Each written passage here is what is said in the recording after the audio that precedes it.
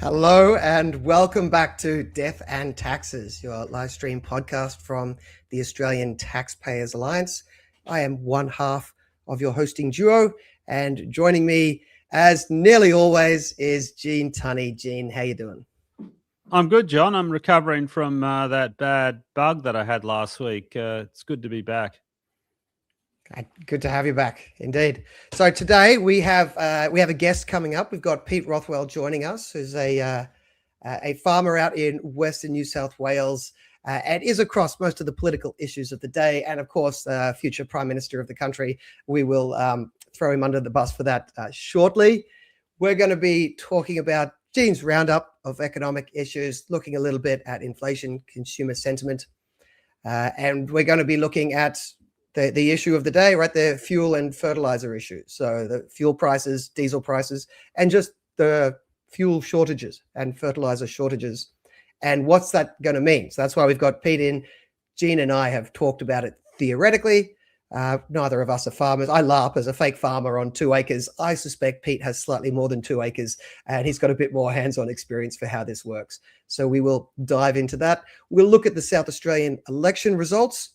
And I'll pat myself on the back for getting the predictions nearly spot on. And we will look at what we talked about in the newsletter that came out today, which is the issue of vaping. The current policies by our country is a train wreck, and we need to legalize vaping in this country. So that's what we've got in front of us.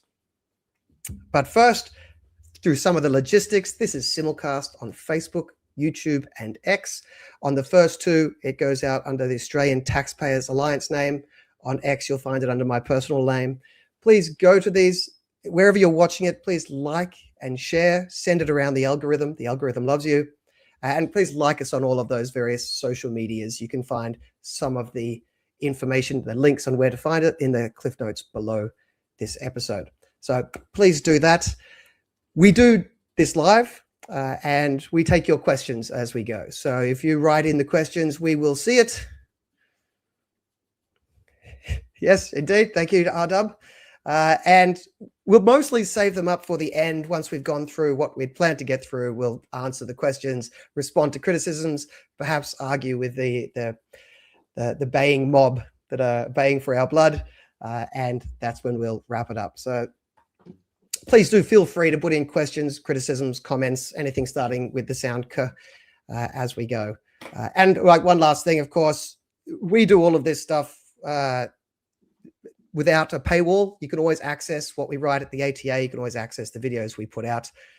But it would be great if we had some members out there that would also join to help us keep the lights on. If you like what we do, want to make sure we continue existing, please consider becoming a member. You can do it for a couple of dollars a month.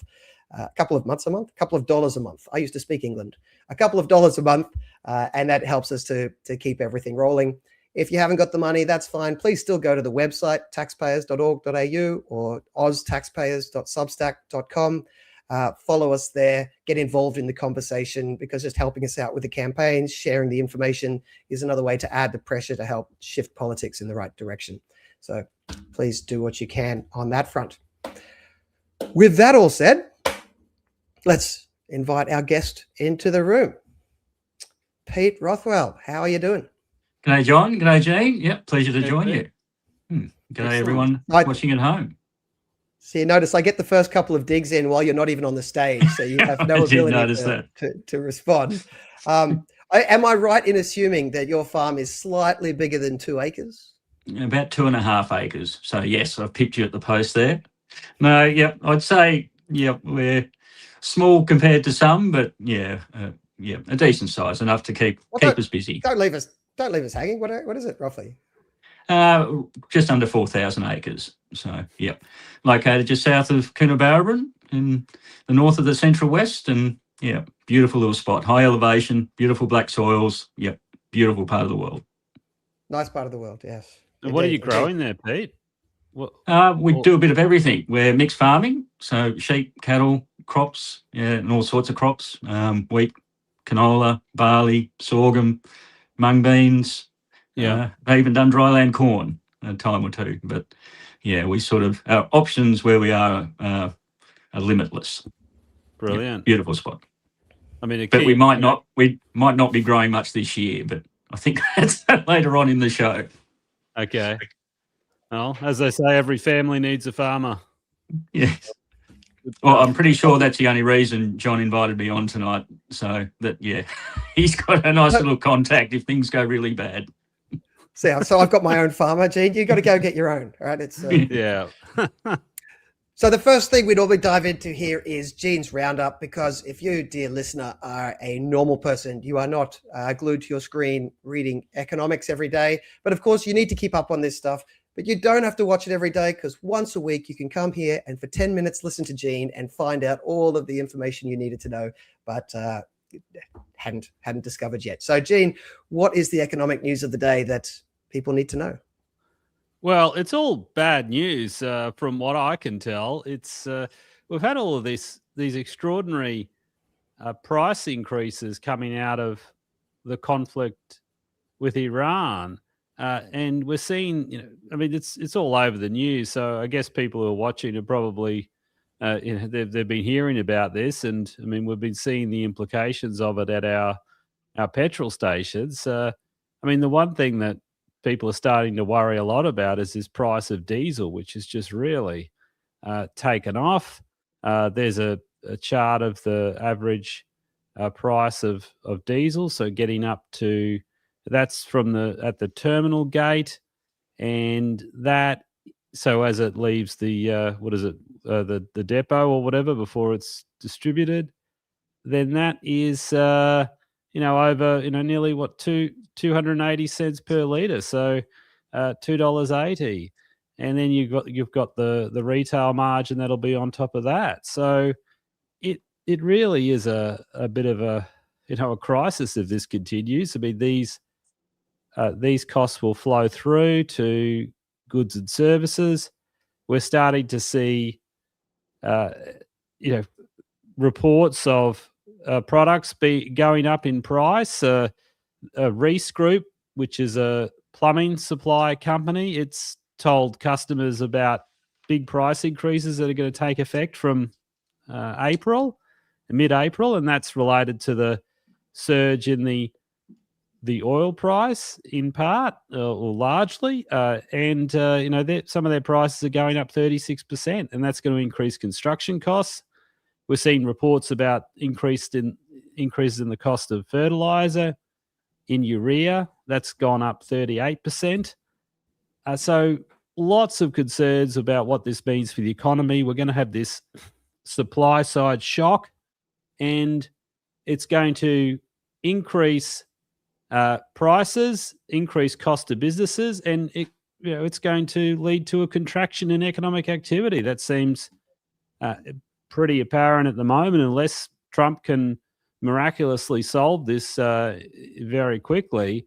I think we're in a very bad economic situation. I mean, we've been talking about just how much should we worry about it. Initially, you weren't particularly worried about it, and I was comforted by that. But then I think gradually we're both coming around to the view that, your view changed, if I remember last time we chatted, and I'm starting to get a lot more concerned about it now. So yes, there's the diesel, and then another data item I've been looking at. This is another bit of news that came out, just what it's doing for Australian consumers. Consumer confidence has plunged. I mean, it's on that chart, if I remember, it looks like it's below where it was during COVID. Consumers are just been battered. They're concerned about what the petrol prices mean. I mean, we've got concerns about whether they'll even have petrol. We're starting to see hoarding. Consumers are very concerned. So people are starting to panic. That's not going to be good for spending. We're hearing reports that people are going to be cutting back on their Easter holiday plans because they're worried about what the cost of fuel will be. And then there's also the issue about the RBA may increase interest rates. And we've had this discussion before, John.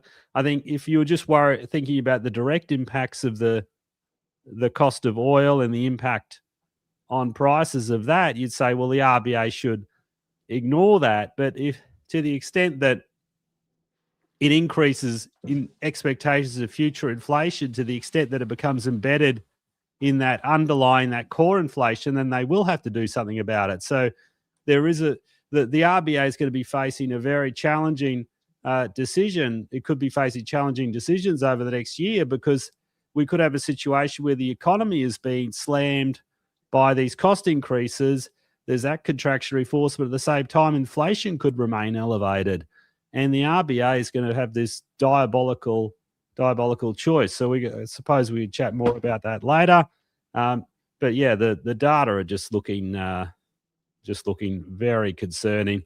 And so even though there was reason, there was the latest February inflation figure, which came out on Wednesday, even though that was slightly lower, that came in better than the month before.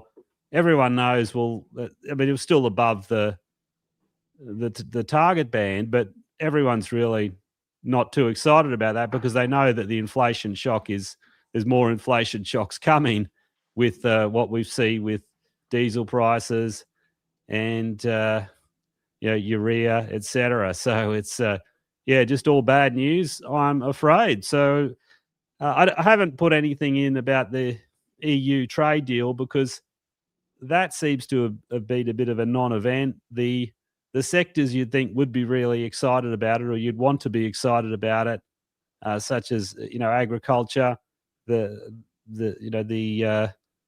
our beef exporters, etc.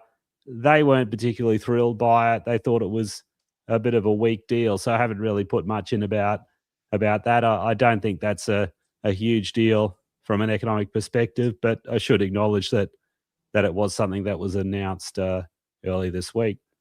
Okay, so that's all for the moment. John, Pete, John, any reflections? I was just going to say quickly on the that when you were saying how our changing view of the situation over the last couple of weeks. For the last couple of weeks, I've been walking around asking people, what do you know that I don't?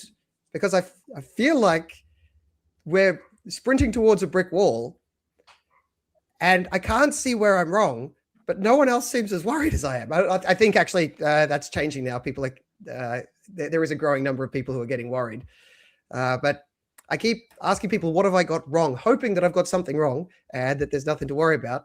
But I don't get very reassuring answers to that. But yes, I think. Well, I mean, I guess I think just at the moment, the core scenario is enough to worry about, where we've got these price hikes and the shocks that we see coming. We know that that's going to have adverse impacts. And then there's this even worse, I don't like to swear. I don't want to swear, but you can imagine. Just think of this Armageddon situation where we don't get the fuel, where Australia does run dry to an extent, and the government is having to ration. That's an absolutely diabolical, horrible situation. I mean, I think we're already in for some pain, but there's a potential. Like the downside is far worse. It's extraordinarily bad. It certainly could be. Pete, what have we got wrong? Are we under-worried or over-worried? Well, I always like this saying that things are never as bad or as good as what they seem.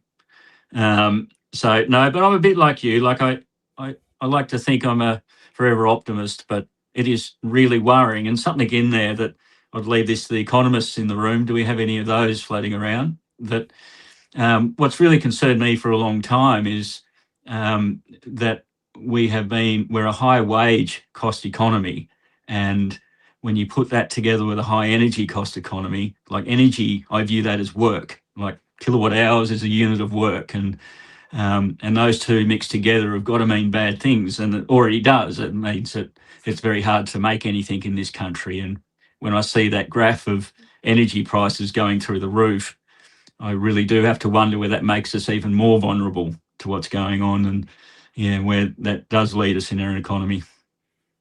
We got a comment here from, I wish people would use names. I don't know what to call this. AI Jav, who was saying that they saw this coming beforehand, and I think that's probably related to the point you're making, Pete. It's countries can choose if they want high wages and cheap energy, or high energy and cheap wages. Either way, you can have a sort of productive, or you can produce a lot of stuff, but you can't really have high wages, high energy, and then expect to continue being competitive in the world. So it's yes, point well taken on that. So, Pete, Gene and I have waxed lyrical about the coming fuel and fertilizer crisis, but we do so from the comfort of being fairly close to the city. Gene in the city, and be close enough. And I know the word urea, and it's used for fertilizer, but this is all book learning for me. This is not experience. This is not the real world. What's it like in the real world out there? Have you gone shopping down your local urea shop or wherever the hell you get it from? And what's the experience like? What's happening on the ground? I have. Well, it's very simple. Like, you actually, at this point in time, cannot buy it. Like, yeah, I've spoken to my supplier when this all started, and yep, the word was you cannot buy it at the moment. It's softened a little bit in theory, in terms that we can put an order in now. They're expecting some to arrive in country in the middle of April. The price for that is just going higher and higher and higher. We're now somewhere between $1,500 and $1,600 a tonne, where historically you're looking $700 or $800, so it's about double. But there's no guarantee of that. Like, she's still going north, and what I'm told is the next shipments after that aren't due until June. Now, yeah, that's going to put a cat amongst the pigeons a little bit. One thing I would say, though, is urea is generally used later in the season in the winter cropping program. So you can get a plant up and going using soil reserves or a little bit of N to start with, nitrogen. But later in the season, it's generally top dress, spread on the paddock. And but what crops do need up front is phosphorus fertilisers. So fertilisers such as MAP and DAP, Super, these sort of products. And again, there are quite a few retailers at the moment where they're out of stock. You cannot buy it. And I have been told that the next shipment is not due in for 65 days.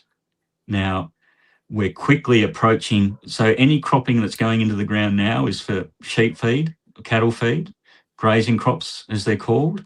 Once we get in towards the middle of April and then into May, that's the main cropping window. And that's when these phosphorus fertilisers are extremely important.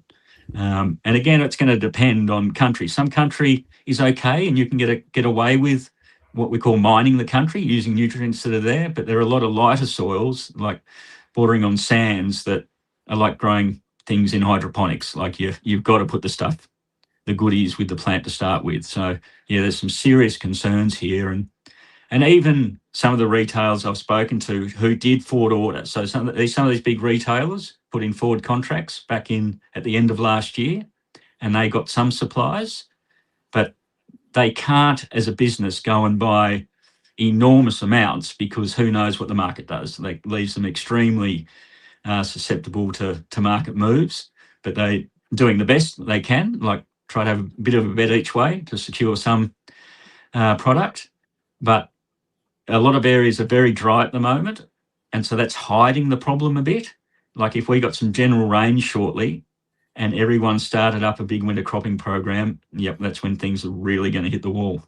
Yeah. Pete, can I ask, has there been any of this panic buying? So the government's claiming, well, with regard to petrol, for example, that the supply is okay. It's just that everyone's freaked out and there's all this panic buying and people are filling up all the jerry cans.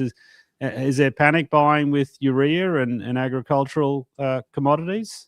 No, we can start with fuel, like, because I have heard that a lot, and and I'd like to define panic buying. Like farmers, they use an extreme, like depending on the size of the operation, can use a lot of fuel. Like for example, we've got storage that equates to some 20,000 litres. Now we generally run out of fuel, fill it up. Run out of fuel, fill it up. Now, when you're coming up to the your cropping program, you generally make sure that you fill your tanks up ready for that season. And that's the time of year that this has happened. And to say that farmers, like, there might have been a little bit of panic buying, but what does that tell me? That tells me, and rightly so, that people have got no faith in the government. Like, when Bowen was out here saying there is no problem, there's no issue, plenty of fuel, and the reality on the ground out here was that people couldn't get fuel deliveries, that's going, well, something's not adding up here.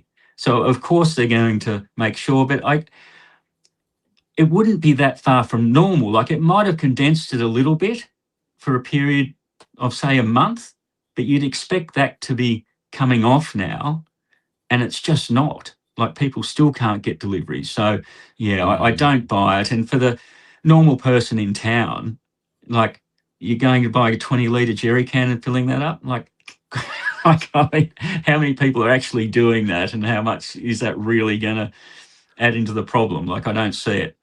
Well, on Facebook now, you're seeing the photos. They'll put up a photo of old mate with his Ram or his big truck, and he's got like half a dozen jerry cans.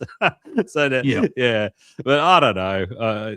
But I've got no idea to what extent it's driving it. But I would say that there is this concern about the government. The government really seems to have buggered up the messaging or the response. And I think a lot of people in the government, like even in Bowen's own party, from what this is based on the reporting I've seen, they're upset with him. And Elbow is now having to take the lead on it and communicate on this stuff because, Chris Bowen really buggered it up, unfortunately. I'm going to say on the fuel, I find it quite easy to believe that some of the current issue is from panic buying. I think the issue there is you have to factor in the existence of panic buying, because if you're not factoring in that humans are going to behave like humans, you're not really factoring in a system for humans. Right. So that's one thing. But I mean, what I'm mostly worried about is not the current shortages. I mean, it's not, no one once said it's not good. I'm more worried about the coming shortages, because if this is an issue of some people sort of over prepping in some instances, and then the supply chain being a little bit slow to respond, that's eminently fixable. If the fuel literally doesn't exist, that's not fixable. And that's the one that's got me having sleepless nights. But can I we'll dive into the fuel a little bit more soon, I'm sure.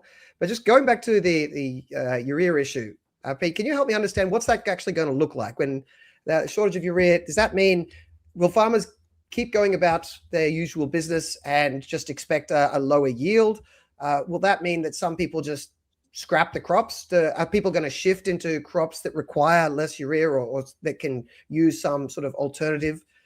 What is the likely behavioral response going to, I mean, I know it's going to be bad, but bad in what way? Like literally what will be done?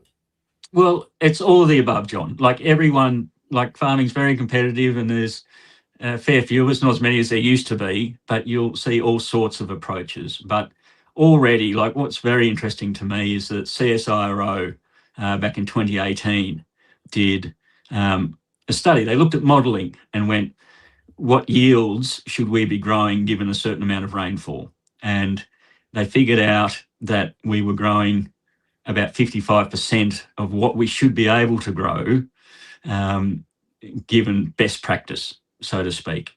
And the biggest factor in that, what farmers weren't doing was, and that's 40% of that variance, was not using enough urea, nitrogen, right? So we're already not using enough. And why aren't we using enough? Because it's expensive. Like when you're getting B double after B double of urea, it adds up very quickly and it's a risky game. But so we already don't hit yield targets, and that shows you how important urea is.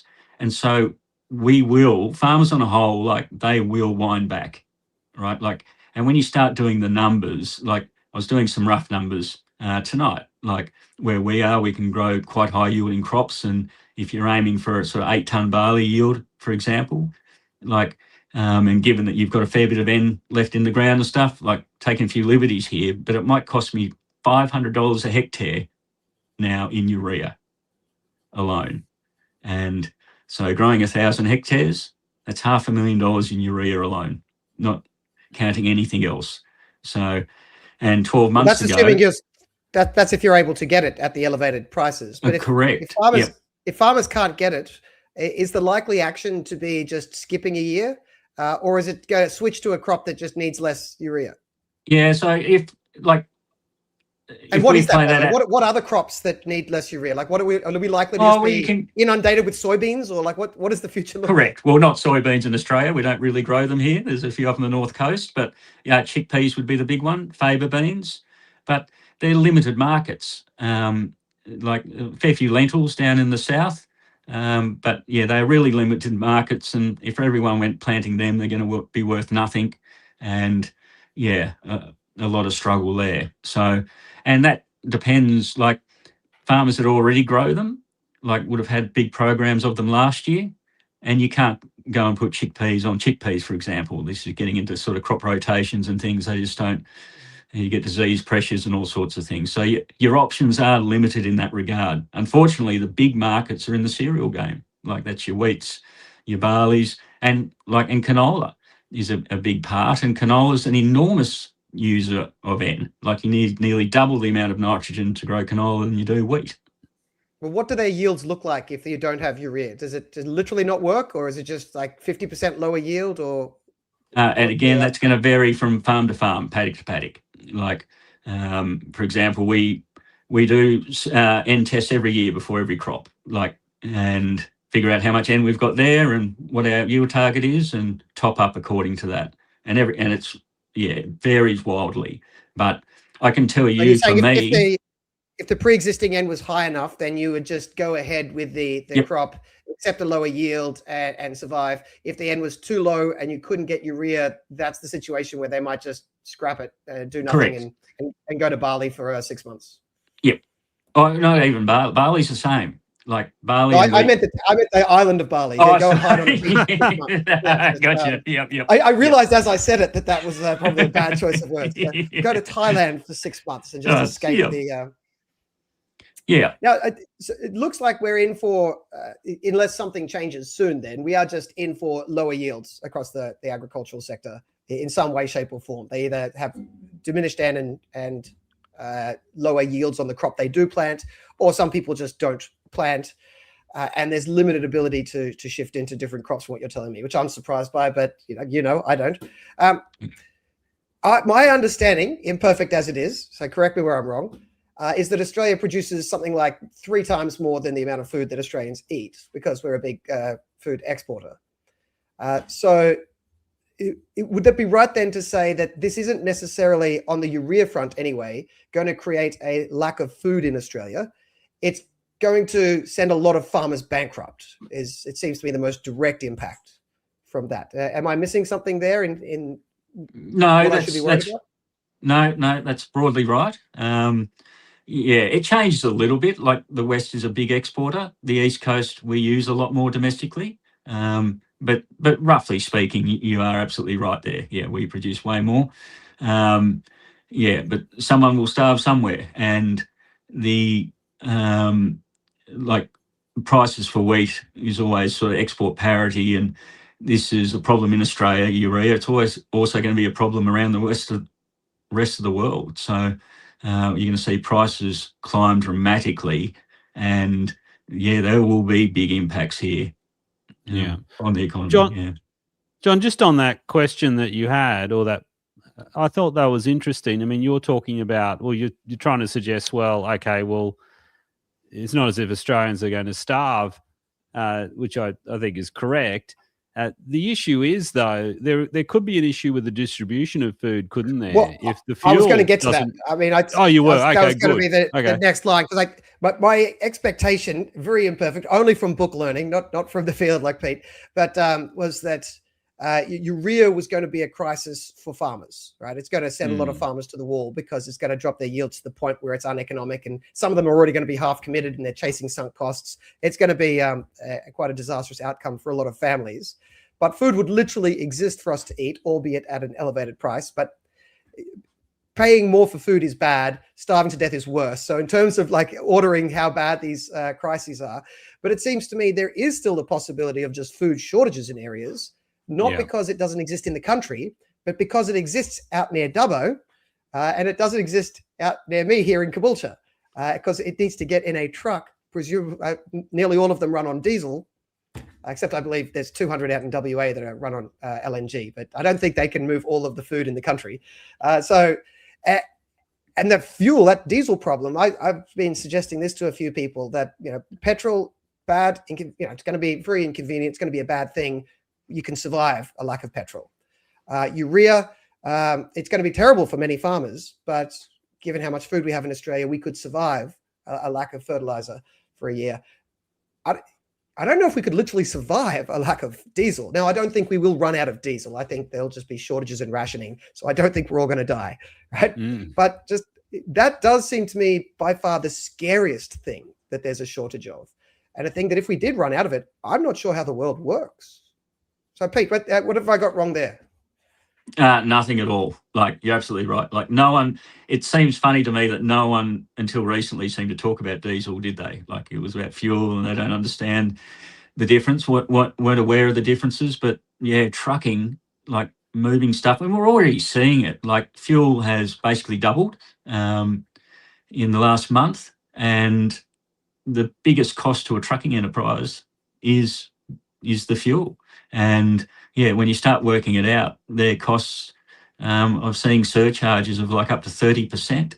Like, that's another thing that hurts farming. Farming's a very special game, like anything in primary production. You sell wholesale, buy retail, and pay freight both ways. But these are all little things that do come into the decision making. To your point, like, you might have been focusing on just fertiliser there, and farmers not growing crops because of that. But you add into the extra cost of transport and stuff, they start factoring that in and go, well, it's making that not economical to do it. Or if they can't, some farmers can't get fuel. Now, some farmers have got fuel, others might struggle. And if you miss that sort of month-long planting window and can't get stuff in the ground, there could be a myriad of reasons here that, lead to a big reduction. And diesel, like same with trucks, all ag machinery runs on diesel. All the mining gear runs on diesel. Any big engine things, trains, big locomotives run on diesel. That our supply chains, could be severely affected. Well, can I ask you on that front? I talked a bit before about what farmers would do if they ran out of urea. What are the alternatives if we run out of diesel? One comment's come in from RDub, a prolific commentator. CSIR working on diced coal water slurry to run in diesel engines. Do we have some workarounds, sort of break glass in case of emergency solutions that you know of, or no, we don't. Yep, there is no solutions. This reminds me, I think, like at the end of the program last week, you touched on it, that the Teals, in all their wisdom, came out and said that we should be putting fuel excise on farmers and minings to wean them off evil fossil fuels. Like, it should all be going electric. Like, the fact of the matter is, these big tractors and big machineries, like, that technology just doesn't exist. Like, I'm sure if they did exist, farmers would use them. They'd be nice and quiet and maybe more efficient and whatever, but they just don't exist. There's no, apart from like pressing some canola oil yourself or something and burning that in diesels, like, well, there's one suggestion here: veggie oil from Macca's. But I mean, it's just not going. What do we use a day in Australia with diesel? 90 million litres a day, I believe, is the number. Like, look, I think there are medium to long term solutions here. Right? You can do, and I believe China and South Africa do coal to liquid. You can do gas to liquid. Of course, it takes years to build these plants, so this is not something we can do for the next 12 months. But there are medium-term solutions. You could theoretically have everyone go to EV trucks. I mean, these things are all theoretical options, but none of them could work in the next 12 months. The best, as I understand it, the best we could do is try to ramp up biodiesel by sort of 10 litres by the end of the year or something. I'm exaggerating 10 litres, but you know what I mean.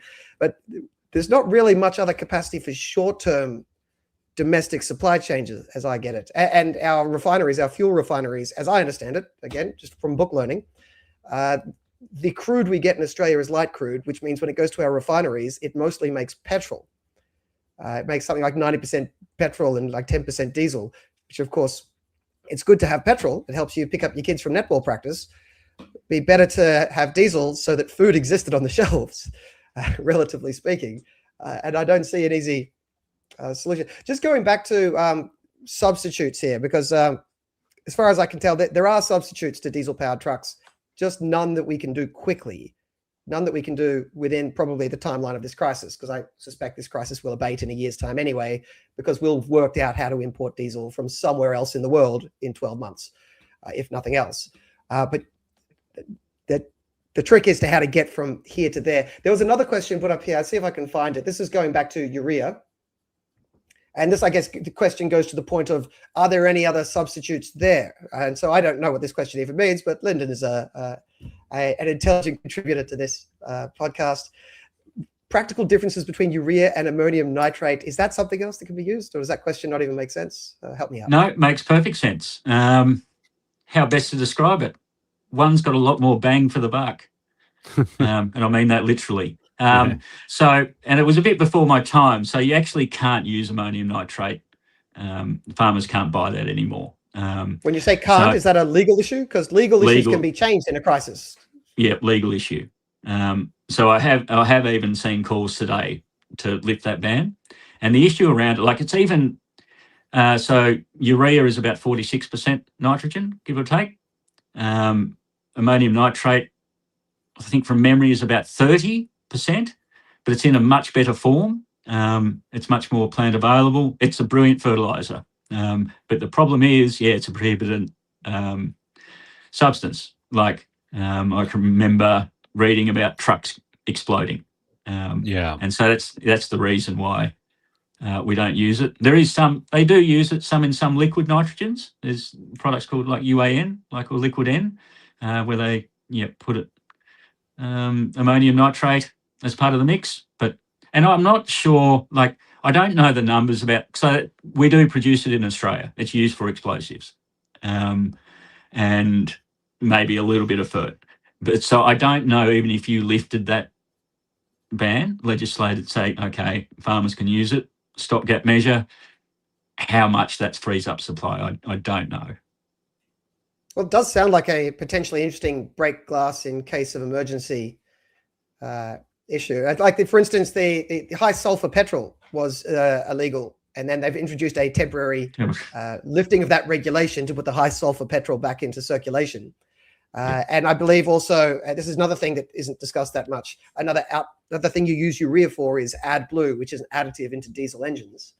And I believe it's basically, I think it's illegal, or it just doesn't work to run modern diesel engines without AdBlue. But I believe there is a workaround where you can hack the engine and actually say, no, you can keep running without AdBlue.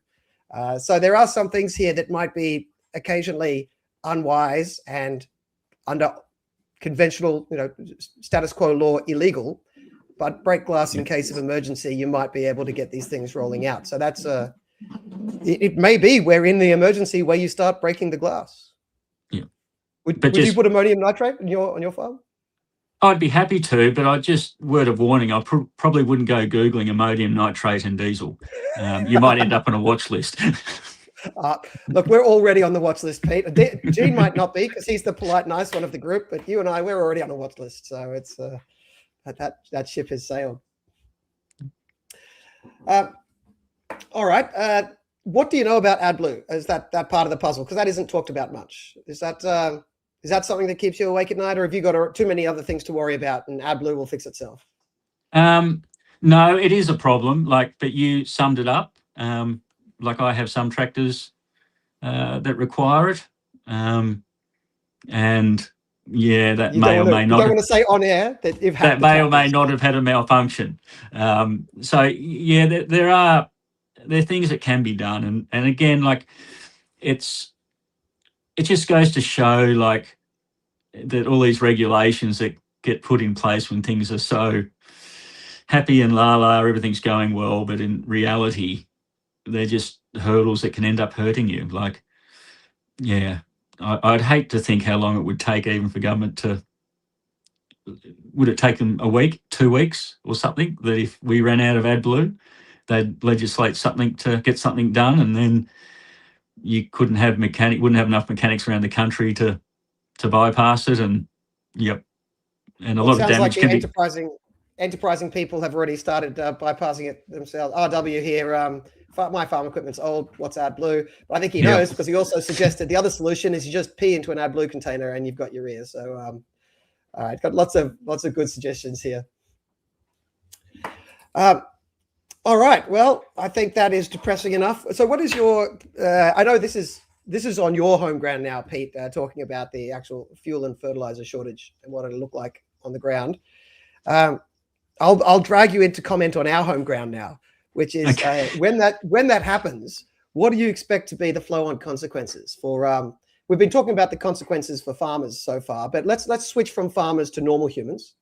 So, how that was supposed to be a dig. You're supposed to laugh at that. But how is that going to impact the rest of us? How are we going to see it? Like, what's the impact? The first thing you're going to see it is in your hip pocket.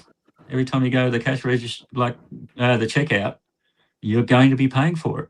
And so that's going to affect people in different ways. The people who can less afford it in our economies, they're going to be hit really hard. Like they don't have the disposable income to sort of cop any price rise. And the wealthy amongst the population probably won't notice it much at all. I think it'd be interesting. I'm not across horticultural sectors like your veggies and stuff, but I have read some stuff where a lot of plantings are being diminished. I think that could be, a pretty big impact. It will be a hit to the hip pocket in more ways than one. The way they measure inflation, isn't it? What's your guess on a timeline for that? Because we're going to be getting inflation through a number of different causes anyway. But in terms of flowing through from the agricultural sector, is that going to? Are we feeling it already? Is that already part of the story, or is this something that is going to take 6 months and be a slow burn from our perspective? It's slow burn, very big slow burn, and I actually think probably. So what's normally interesting is world commodity markets, like for grains, normally follow oil prices, funnily enough. We're not seeing that at the moment, which is making things a lot more painful for farmers, that commodity prices are staying somewhere about the same, while energy prices, which includes your fertilizers and diesels, are going through the roof. Now, I expect that those two will follow and catch up at some stage. I don't think you will see, for your main staples, your flours, your breads, yada, yada, you won't see much impact yet. And even after a full year, like a lot of Eastern Australia is really dry, and the weather might play a bigger role than a lack of fert, for example. But if it dragged on longer than a year, then you might start seeing a problem. But I would be worried about fresh fruit and veg, particularly veg, seeing some of these horticultural numbers, and so you're saying that's more short term, is it? The meat and the veg is going to be more short term, but the carbs may be less of a concern in the short term.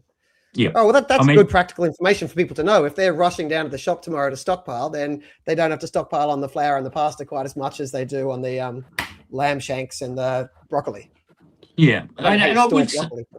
But something that might offset beef prices and lamb prices is just a bit worrying, the number of ships, like they can't export product at the moment.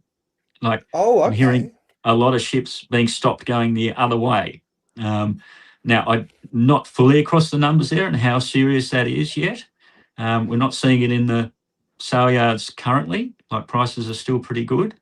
But we've got to think about things going the other way as well. If things are having trouble getting here, they're probably having a hard time, getting overseas as well. So with those, that's really interesting. The farmers, would they have already been paid for those shipments that aren't able to leave the country? So or are they going to potentially, they have been paid. So the issue is going to be the next farmers that go in and try to sell to get it on the boat are going to be told, no, sorry, we can't buy it anymore because there's no ships available. And there's going to be that massive drop in international demand for some of our meat exports. Is that like the processors would be the ones hurting. Yep. In which case, if they can literally get them to our shopping at supermarkets, then Gene and I will get to benefit from much cheaper meats in the Yeah, they spoil. but John, I think we're going to start seeing price increases on a whole range of things in the next month or so, won't we? Given the diesel price. Well, yes, but I think that's going to be a seeing. transport. That's going to be a Yeah. transport issue, as I was saying before. I'm just curious to try and unpack all of it because the transport one's a little bit easier for my my city brain to wrap its head around. But I was curious about the actual impact on the agricultural sector. I believe there are unique welfare systems in Australia for farmers that potentially help them get through times like this. Is there a system that helps farmers stay on their farm when there are times of, I guess this is just like drought relief equivalents? Yeah, like I'd say, like if you're in the US, right? They say if you want to make more money as a farmer, you just build a bigger mailbox. And that's alluding to the fact that you just get bigger checks. In Australia, no, there's nothing set in stone, right? So there are like going through, you'll get some freight subsidies, like that seems to be the common thing where people, if they're trying to buy livestock feed and stuff to keep their animals alive, the government might come along and give them a hand to help with the freight. Apart from that, there's not much. There is a couple of infrastructure programs out there where the government will lend farmers money at a much reduced rate to build storage facilities like hay storage, grain storage, yada, yada. And that's, just a low interest loan. But in terms of subsidies, Australian farmers, are pretty much on their own. Second lowest in the world. And so they should be. Yeah. Discussed this before. It's the second lowest in the world, by the way. The subsidies to the Australian agricultural sector of all 200 countries in the world, it's the second lowest, and by far, right? Third lowest is daylight. It's New Zealand, and then Australia, and then daylight in terms of Australia and New Zealand are the only countries where farmers work for a living. Yeah. Mm. In the comments, I see we haven't put it up, but someone mentioned FMD. So I think is that Farm Management Deposit Scheme? Yep. No, that's another one. So that was, it's basically a tax offset. So that the argument was there, like I probably don't make enough money to use FMDs, but the idea there was that you could put money aside in these deposits, not pay tax on it until you pulled it out. Yeah. So it's the idea there. Yep. Yeah. But like all these programs, I have a real issue with them because they end up helping people who probably least need the help. Like if you've got enough money to stick it away, it sounds good in theory, and I get it, but it's not.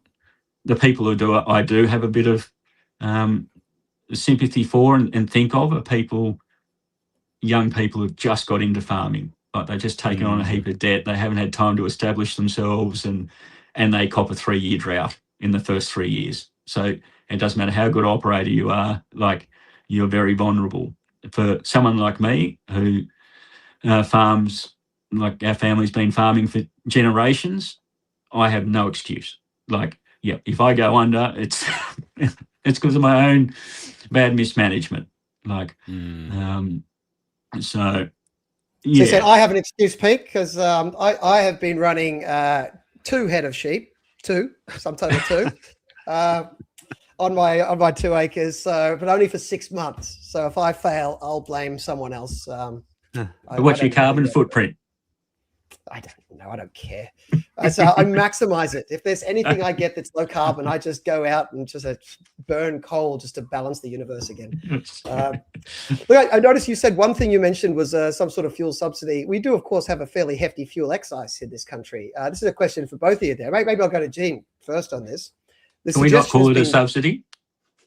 No, I thought you mentioned there that what I thought you said the word fuel subsidy. I was just responding to your. I might have done. You're just talking about the rebate on the excise. Was that what you were talking about? Oh, okay. Yes. Yeah. But anyway, it triggers this question for both of you. Is it worthwhile now pushing for a holiday on the fuel excise in this country, given that we're going to see spikes in price? I'm in 2 minds. One is the prices are ridiculous. It's going to be really difficult for people. So a fuel excise holiday makes some sense there. The other one is if we're literally out of fuel, the price is just going to have to keep going up until some people stop buying, because that's how elasticity of demand works. And it may not be very effective to cut the subsidy, to cut the excise. But what do you think, Gene? Should the federal government be putting a 6-month or 12-month pause on fuel excise to help people get through this moment? I would say no. I don't think it'd be good policy unless they can cut spending as well. I mean, I knew you were going to do that. I would say if they can cut spending so that we can have and fund a permanent tax cut, then sure, I'd love to do that. But otherwise, I just don't think we can afford it at the moment, given the state of the budget. They don't have any real room to do that, given we're in deficit. We've got these deficits over the forward estimates. So that would be my response. What do you think, Pete? I'm going to strongly disagree. Okay. like energy is like probably the single biggest factor that drives our economy, and the cheaper the energy you can have, the better for everyone involved. And so I'd like to see no tax on energy, like really drop it.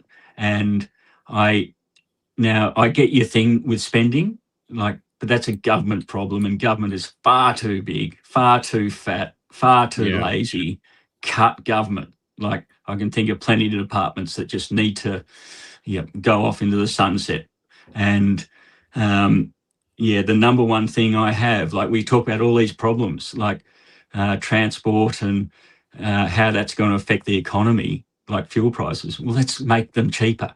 And it's not going to go and force people to buy a heap more.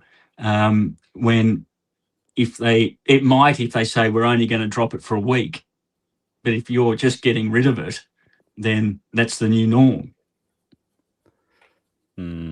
Are you saying you just abolish the excise outright, Pete? Because I mean, I'd love to have done that before this crisis. I would abolish it outright. Yep, go on. I'm very sympathetic to that as an idea, although I'd probably abolish income tax before fuel excise if I get to pick an order of things. But I suspect that might be outside the Overton window. But if this crisis really does start to heat up as much as the three of us expect, it may be that at least a temporary holiday on fuel excise becomes very politically achievable. It becomes very popular and something that would fly through Parliament. So I'm starting to think that it's something... That's a different question. Like you said, I agree it'd be politically popular. I mean, politically they may well do it. I'm not saying you should support it for that reason, Gene. I think it may actually be the right thing to do and achievable, which is always a two-part question, right? There's a lot of things I want to do in the world that just I got to recognize aren't politically achievable. Sometimes when something I want to do becomes politically achievable, it's an interesting moment. So I am a bit sympathetic to. Look, I repeat this all the time. Australia's been in a productivity slump. We've had a lost decade of productivity, right, for about 10 years now, where we have not been getting better off, right, as a country. We just haven't. That's what the data's been showing us. It is a big issue. I think it sits underneath a lot of other issues. The word productivity sounds like nerdy and people's eyes glaze over, but I think sitting behind a lot of other problems we've got in this country, the sort of the angst you're getting of people feeling like they're falling behind, the cost of living crisis, the budget getting out of control, sitting behind a lot of that is our productivity problem. And I keep going back to there is a fairly simple path for fixing productivity, and there's only really the one path. You need more private investment and more innovation. That's basically it. And as far as I can tell, the only three sort of the strong guaranteed three ways that you can get more private investment in innovation is you cut your income tax, you cut your tax on the returns you get from making an investment, which is how the income tax works in Australia. So cut the income tax, cut your regulations on business, and lower the price of energy, because energy is a core input into everything you do. Everything you produce has energy, either direct energy or energy embedded in other inputs in what you're doing. So that is the third part of my trifecta, that energy input, which has me sympathetic to what Pete was saying before. If you want to kickstart that productivity, get your energy prices down. So I think there's a case for this fuel tax holiday on productivity grounds,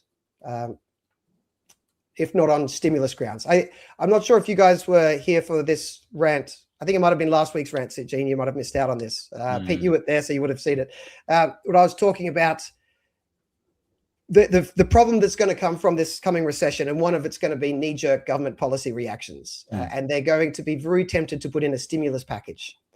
And people are going to remember the GFC and COVID, and they're going to start thinking we need the government to pump prime this economy back to work.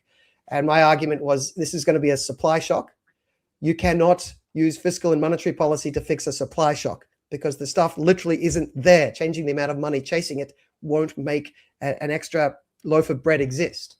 Right. So that I was arguing that stimulus spending wasn't going to work. We will have automatic stabilizers, and I expect we're going to see a bigger deficit. And I think some move towards cutting taxes so as to boost productivity to help us recover quicker makes sense, but not as a stimulus measure. What I'm saying is not as a macroeconomic measure to pump prime the economy and make the recession go away. There's nothing you can do to make the recession go away. It's going to happen. But you could put the country on a higher productivity growth path, which would help us recover quicker and keep growing at the other end as well. So that's where I'm a bit sympathetic to the tax cuts as a response.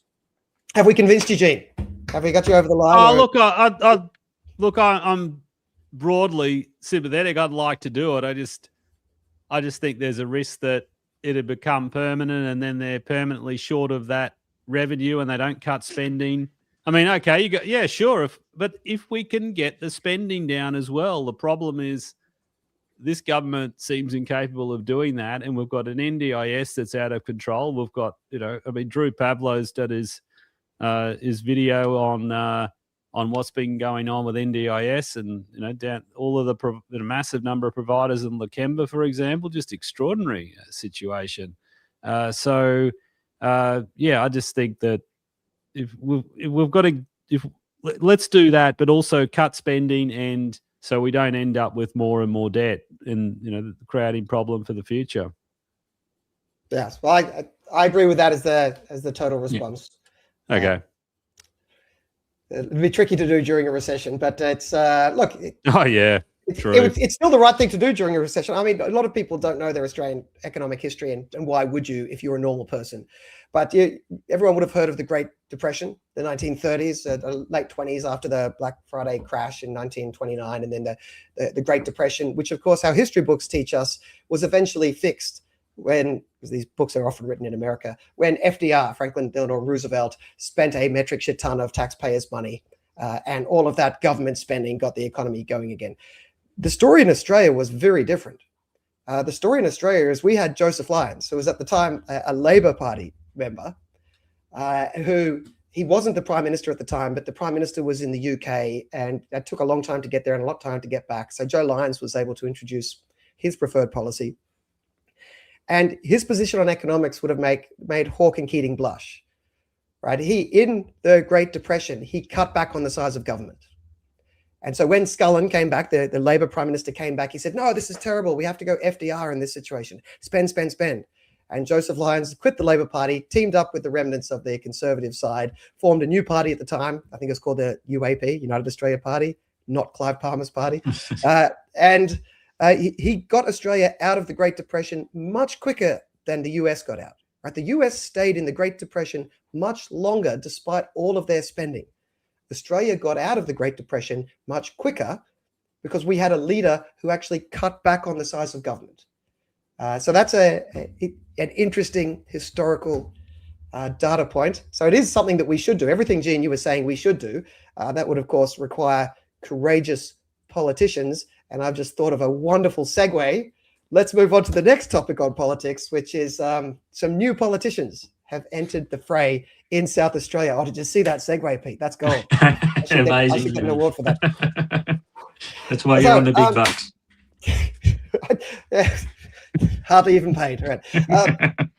Did you see the outcome from the South Australian state election, Pete? And what do you make of Cory Bernardi's performance and the rest of the South Australian One Nation team? Well, it was a fantastic performance, and I've got to say the result's still ongoing, so it's hard to know. Like, you can lock in 3 in the upper house, can't you? And the lower house is the tricky one. Like they potentially could have 4 there, and which would probably be 4 more than what I thought they would get. And the reason for being, like, I thought the polling was going to be proven correct, and which it basically was, like, broadly speaking, the polling was right. But I could just see difficulties. And I think I said it last week, John, that even in Farah, I could see One Nation needing a vote of close to 40% to get across the line. And interesting enough, I'm watching one of the seats down there where a candidate has got close to 40%, and she's in front by 0.3% at this stage. Like, yeah, the preference flows are brutal. So that's the only reason I thought they would really struggle in the lower house. Even if they got 3 or 2, that'd be 2 or 3 more than I would have actually thought they would have got. But I think it was an excellent result. The polling, has matched up. And I think Victoria would be looking across a bit nervous, because the places where One Nation have done best has been in the more rural areas. South Australia has less rural areas, like electorates. Victoria in the north has got quite a few more.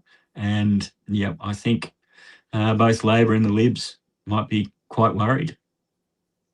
And the Nats, I think. And the Nats. Well, the Nats will be very worried. Yeah.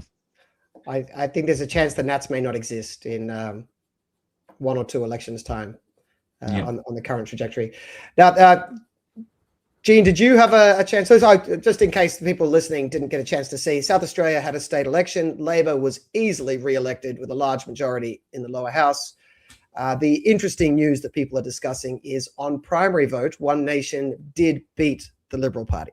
So in the lower house, the One Nation's currently tracking at 22%, Liberals on 19%.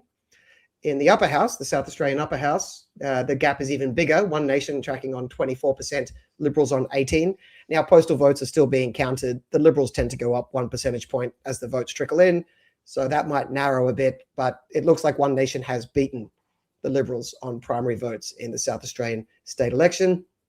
And yet, as I predicted last week on this show, One Nation would beat the Liberals on primary vote, but the Liberals would get more seats in the lower house because of preferences.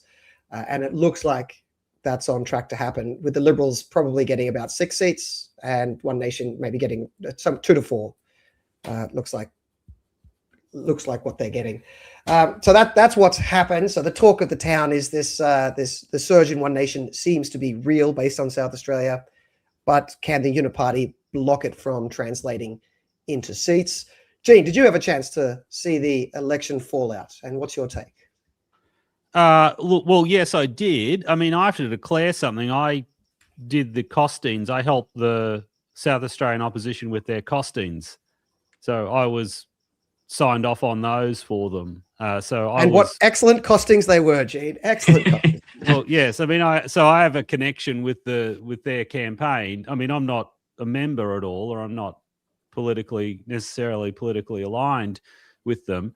But look, I think I think everyone was forecasting a bad result for them. It wasn't as apocalyptic as it could have been. There was talk at one stage they might end up with no seats whatsoever and lose official opposition status, but it looks like at this stage that they will maintain opposition status. So there is scope to rebuild.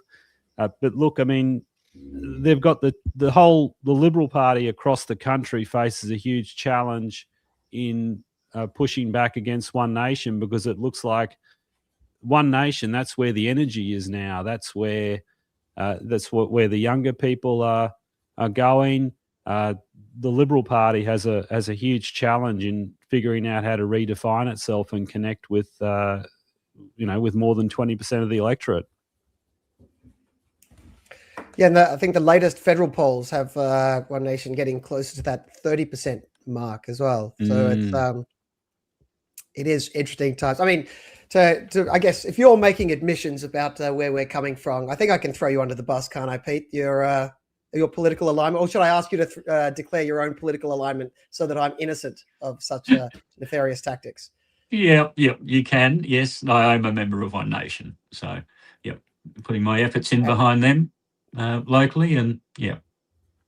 And I am attempting to not be active in retail politics for the moment while I get more into this commentary business. But putting my cards on the table, I was, for my sins, the founder and former president of the Libertarian Party. So that's where my political background is. I suspect if you're watching this, you already knew that. But yes, that's some of our backgrounds. But look, it has been interesting to watch, even though I'm not a member of the Liberals or One Nation, but that fight has been fascinating to watch. For people who are interested in politics. It does seem that the Liberals are still able to hold on to more seats. In the upper house, the One Nation looks on track to win 3, Liberals on track to win 2, but the Liberals already had 4 continuing members. So the Liberals will remain the second biggest party in the upper house because they had 4 continuing plus the new 2. So they're going to have 6. One Nation would have had 1 continuing if Sarah Game had stayed in the party. But she's broken away and become a former One Nation independent. So now there's just the new 3 members.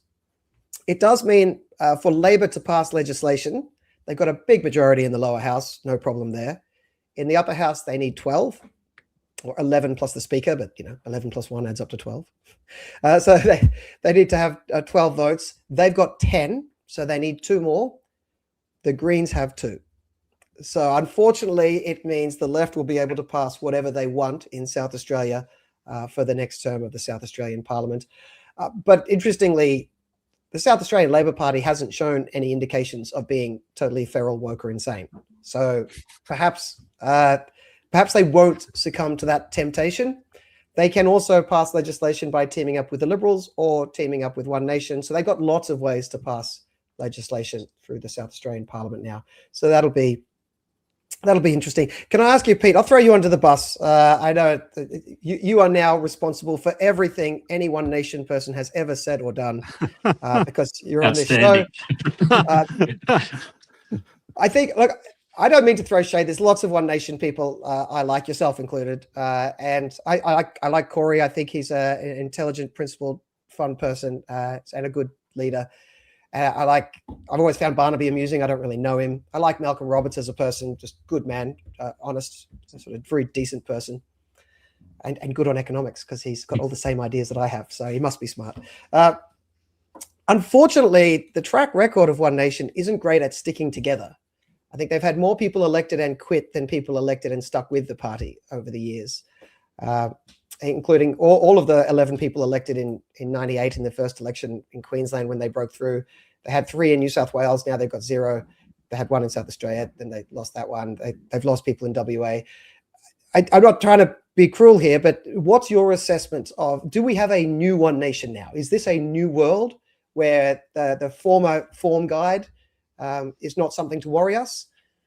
I certainly hope so, John. Like, I really do. That, like, Australia deserves it. Like, the duopoly, the uni party needs a wake-up call, and that's what I see One Nation is doing. And they've got to stay the course. Like, and in the past, I wonder if it's just big personalities that have done it. We've all seen it. We've been involved in politics long enough. We see the good old candidates disease come through, where the candidate seems to think they're the most important person, and I think there's been a fair bit of that go on. But I suppose the biggest one is just your really big personalities that in the past have come on board. Your people, you're seeing a bit of a change now. Like Barnaby's a big personality. You've got Barnaby and Pauline at the top there, and that's probably the only 2 big personalities that you need.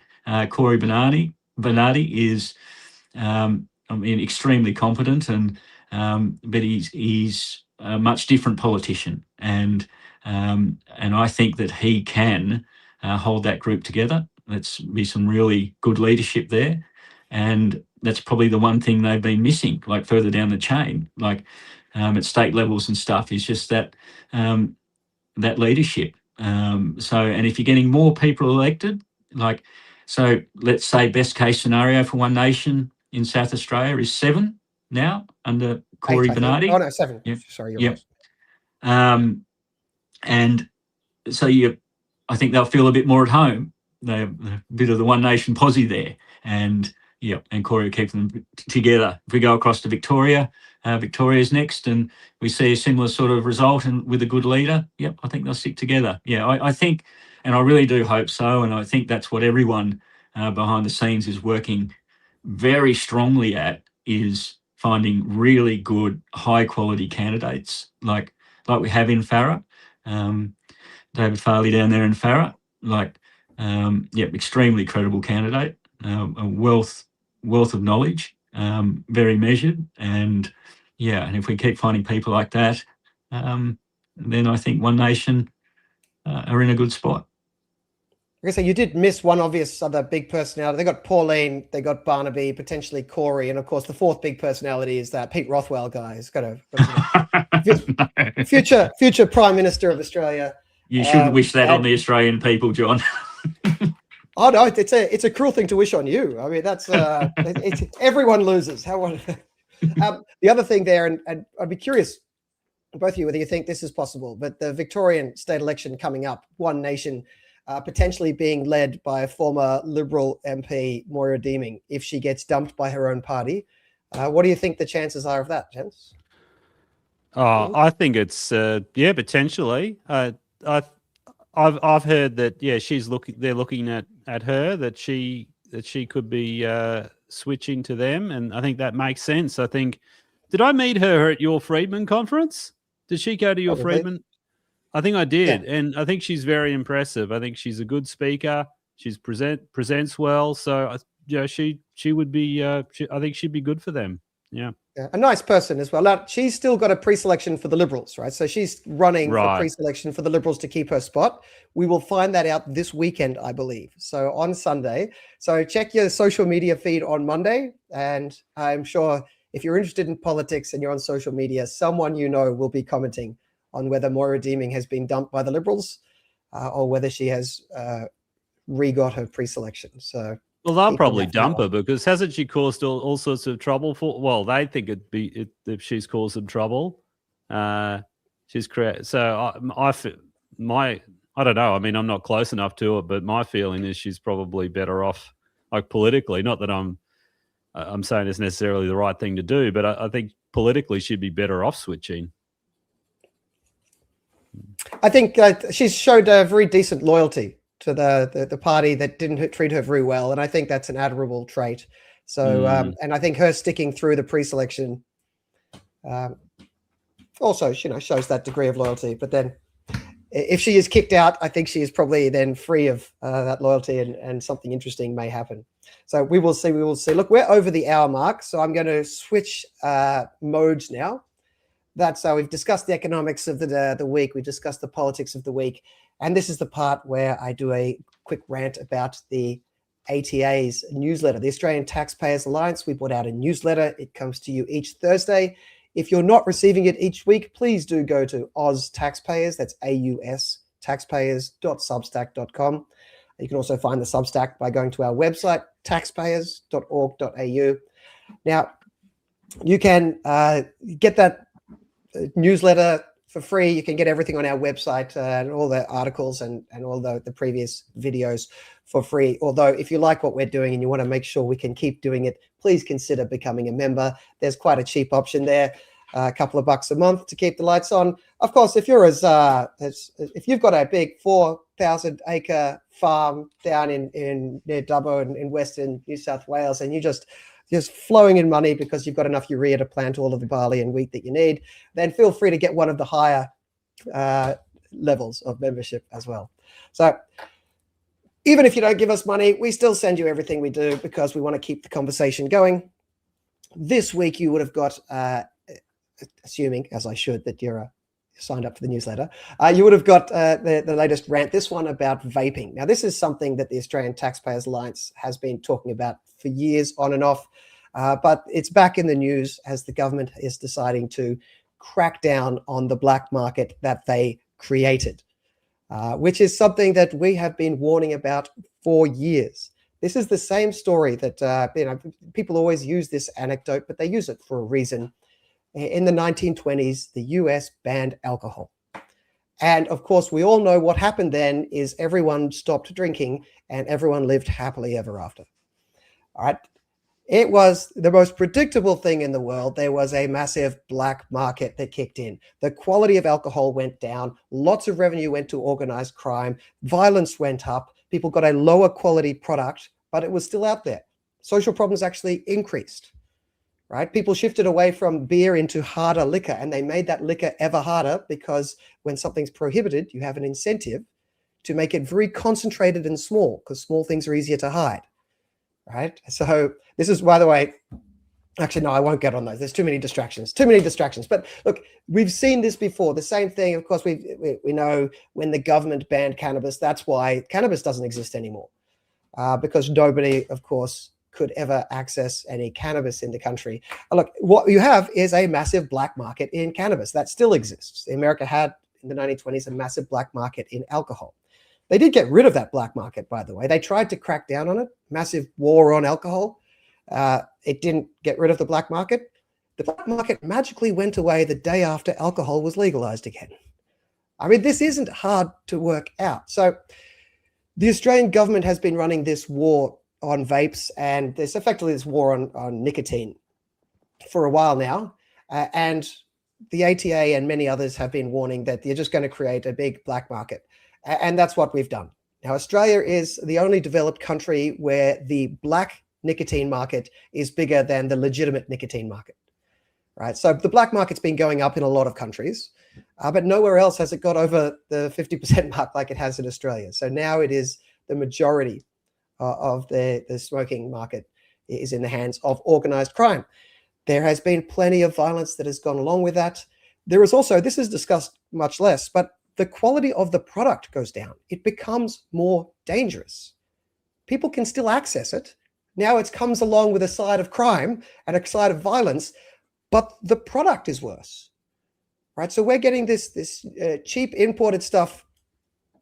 This cheap imported stuff from China with unknown additives, and it's stronger than a lot of people want. It's stronger than I want, but that's all you can get because it's from the black market.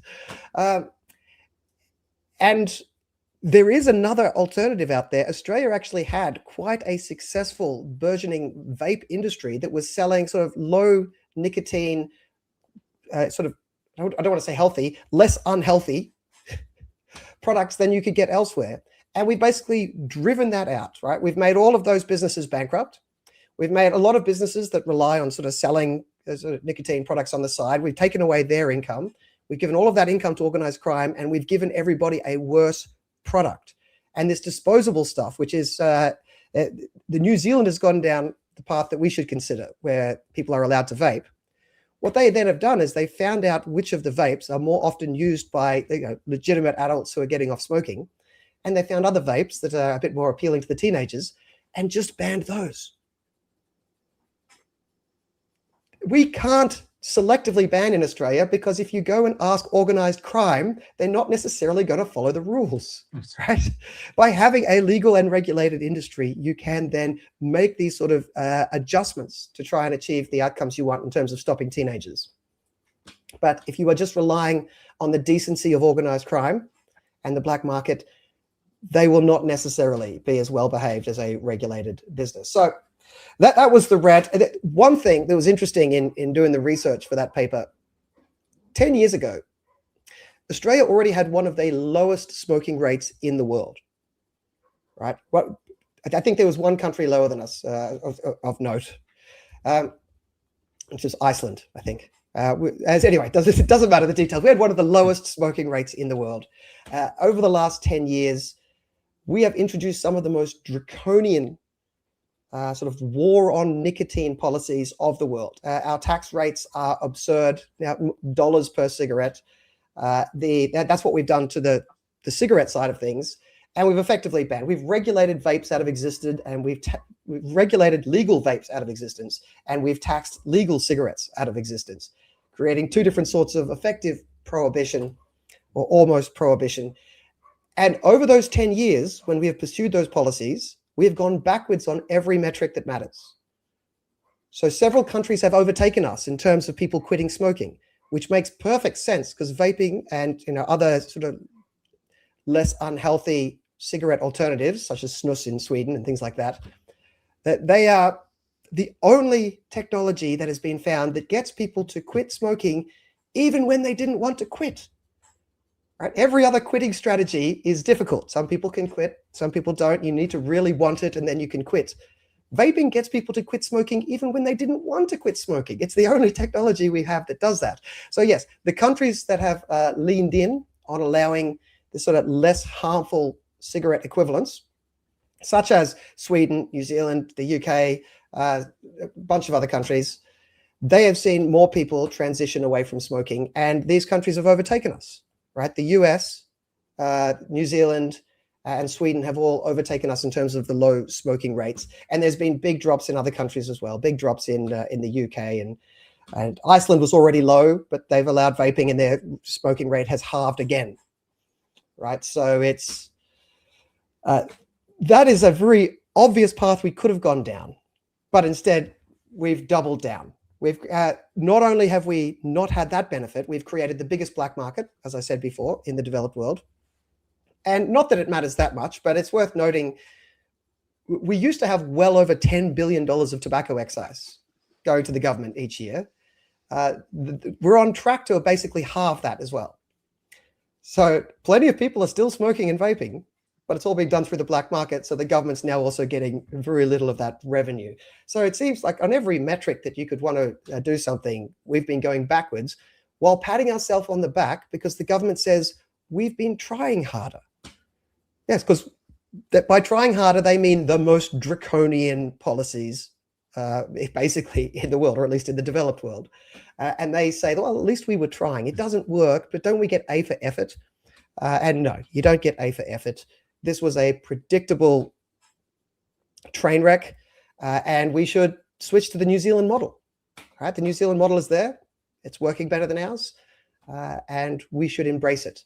And that is to say, legalize vaping. You can legalize it. You can regulate it. You know, I'm not the biggest fan of regulations, but fine. You want to regulate it in a way to make sure that kids aren't getting it.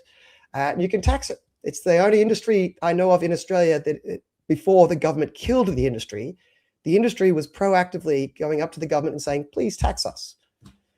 Because they understood if they were taxed, they'd be less likely to be banned. But unfortunately, that hasn't gone that way. So a lot of those businesses have gone bust. Didn't need to happen.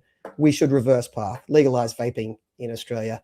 I've repeated that enough, boys. What do you say? I know, Pete, you thoroughly disagree and you say vaping is a terrible technology. It is. It's the most disgusting thing on the planet. What did I miss in my rant? Because I'm sure there's something I didn't say. No, yeah, didn't miss anything. I'd say what's interesting is it sounds like you've gone down one path with the vaping, and I've actually gone down another. I've followed every rule and regulation that they've put in place, and it's been an interesting journey. So if you remember back, like I used to, and I haven't changed. I've kept the same product that I've used the entire time. Like I used to be a really heavy smoker. The only thing that worked, tried anything, was vaping to get me off. And yep, stayed with the same thing. Used to get them for about $5 each. They then brought a law in where you had to get a prescription. So off I went and got a prescription, which is all online, total waste of time, like as if that's a real prescription, but I had it and I could then import it myself. So I'd import it myself, and the cost was about the same, like except for the cost of the prescription, which was $85 or something. And then they got rid of that, said you can't import yourself. And so I got even more regulated, and I was stuck with the same product. And instead of being $5, it's now $30. Like, and yeah, so just as they go sort of every step through that process of more and more regulation, just gets dearer and dearer and dearer. And yeah, so even doing it so-called properly, yeah, I can see why people wouldn't be doing it properly and yep, going to the black market. I take it you would endorse the idea of introducing a commercial market in vape so that you could buy it with less hassle. Absolutely. By the way, yep. So you're getting an illegal product, so you're probably still getting one that has the nicotine levels, lower nicotine levels that you'd like. Yeah, I'm not sure. I just they're pretty good. They're fine for me. Yeah. Because I would like less. I'm not a nicotine, connoisseur of vaping products, so. Oh, neither am I. Neither am I really. Gene, what did we get wrong? What do I miss? You're good at picking me up if I've got too carried away with my rhetoric. No, I think you made a lot of good sense. I mean, we've really stuffed up policy in that area. I think you did mention the fact that we've lifted the taxes. I mean, what I find extraordinary is that we've lifted the taxes, but we're getting less tax revenue, aren't we, on tobacco? So we've got a Laffer curve effect potentially if we cut tobacco excise, because we've raised the excise so much that no one's buying legal cigarettes anymore, and the government's getting less revenue. It's just, and Chris Richardson's just been ripping into the government, and into Jim Chalmers about this on LinkedIn, saying, how dumb is this? This is one of the dumbest policies we've seen. So there's certainly the Laffer curve is certainly in effect here. Although I got to say, that's true. One answer would be drop the excise. People could go back to legal cigarettes. I think the overarching question here, the bigger crime has been the attack on vapes. Because yes, there's a Laffer effect in cigarettes, but cigarettes are actually quite bad for you. I mean, I'm not trying to make the case that cigarettes are a healthy hobby. Vapes take away 95%, at least 95% of the known negative consequences from cigarettes. And what we've done is everywhere else in the world, people are switching to the less harmful alternative. And we have blocked that. And so we've actually kept up the smoking rates. So yes, dropping the excise on legal cigarettes might adjust people from the chop back to legal cigarettes. What I'd like to see is just allowing that natural progression that's happening elsewhere onto vapes, because that's a good health outcome. It's a good social outcome, and it's good for the people involved. Win-win-win.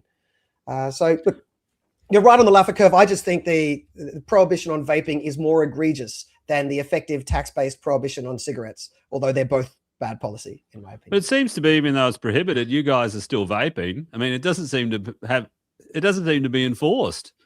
So and in the 1920s, that's the point. And I don't know of anybody who couldn't access cannabis. I mean, plenty of people don't access cannabis, but I don't know of anyone who couldn't. So it's prohibition tends to lead to black markets. And I guess there's a case for having black markets, but that's a bit of a different rant on a different day. And I don't think the government is doing this intentionally because they are pro-black market. So anyway, John, that was the rant for the day. I was going to say, about to go through some of go to the questions and comments. We've got some of your favorite people in the crowd there. We've got our resident Marxist and our resident anarchist, and they are arguing with each other right now as we speak about abortion. And I'm just skipping the abortion argument for now because we've got enough on our plate. But shall we dive in and have a look at some of these questions? Because some of them are worthwhile touching on, I think. I think that's just what we were talking about there. Well, the state does have a monopoly on violence. That's the idea. So whether it's a crime cartel is another matter, but it certainly does have a monopoly on violence. So on legitimized violence. I mean, you can do criminal violence, but yes, they've got a monopoly on legitimized violence, which you could say is what you would always get in a situation if one criminal gang beat the other criminal gangs. They would declare themselves legitimate, and it's hard to tell the difference at that point. But to some degrees, that's just semantics because we are stuck with the government. Well, let's go back to the earlier stuff. This goes back to the point I think I was making before on my productivity rant, that energy is such a fundamental input that when I list 3 things you need to do to get the economy going: cut tax, decrease regulation, and lower energy prices. First derivative of all input costs. Good way to put it. Quite pithy as well. Well said. And of course, there's a few people here aren't fully trusting in the benevolence of our government going forward, dealing with the situation. We enter into a recession, and of course, they're going to be looking for more tax and inflation, so excise jump up, and all the government fees will go up. And yes, ABC demanding more money too. Although I think it was a great thing that they went on strike. I just hope they could strike for 364 more days of the year, and we might actually make some progress. Maybe I'd be willing to pay them a little bit if they actually went on strike more often. That's. But they service country areas, John, and you can't miss out on the country areas. Even though, what were they complaining today, that some of their staff had to live in Wollongong or Newcastle? So, that's hard. That's hard. That's country. For ABC Rural Radio, Pete, tell me, this is something Jane Hume would say. Do they have to speak a bit slower? You remember that Jane Hume line? God bless Jane Hume. That's all I can say. She thought she was having the funniest moment of all the time. Look, I got to say, I mean, I'm not convinced anyone was actually offended. I mean, you've got to be proactively trying to be offended at these things. I mean, most people are aware of the memes and the jokes that are made about them. And if you can't roll with those punches, then, just don't go outside the house. And it was just cringe. Like, yeah. The country people tell, the country folks tell plenty of jokes about city folks too. So yeah, about how we love the avocado on toast and all of that.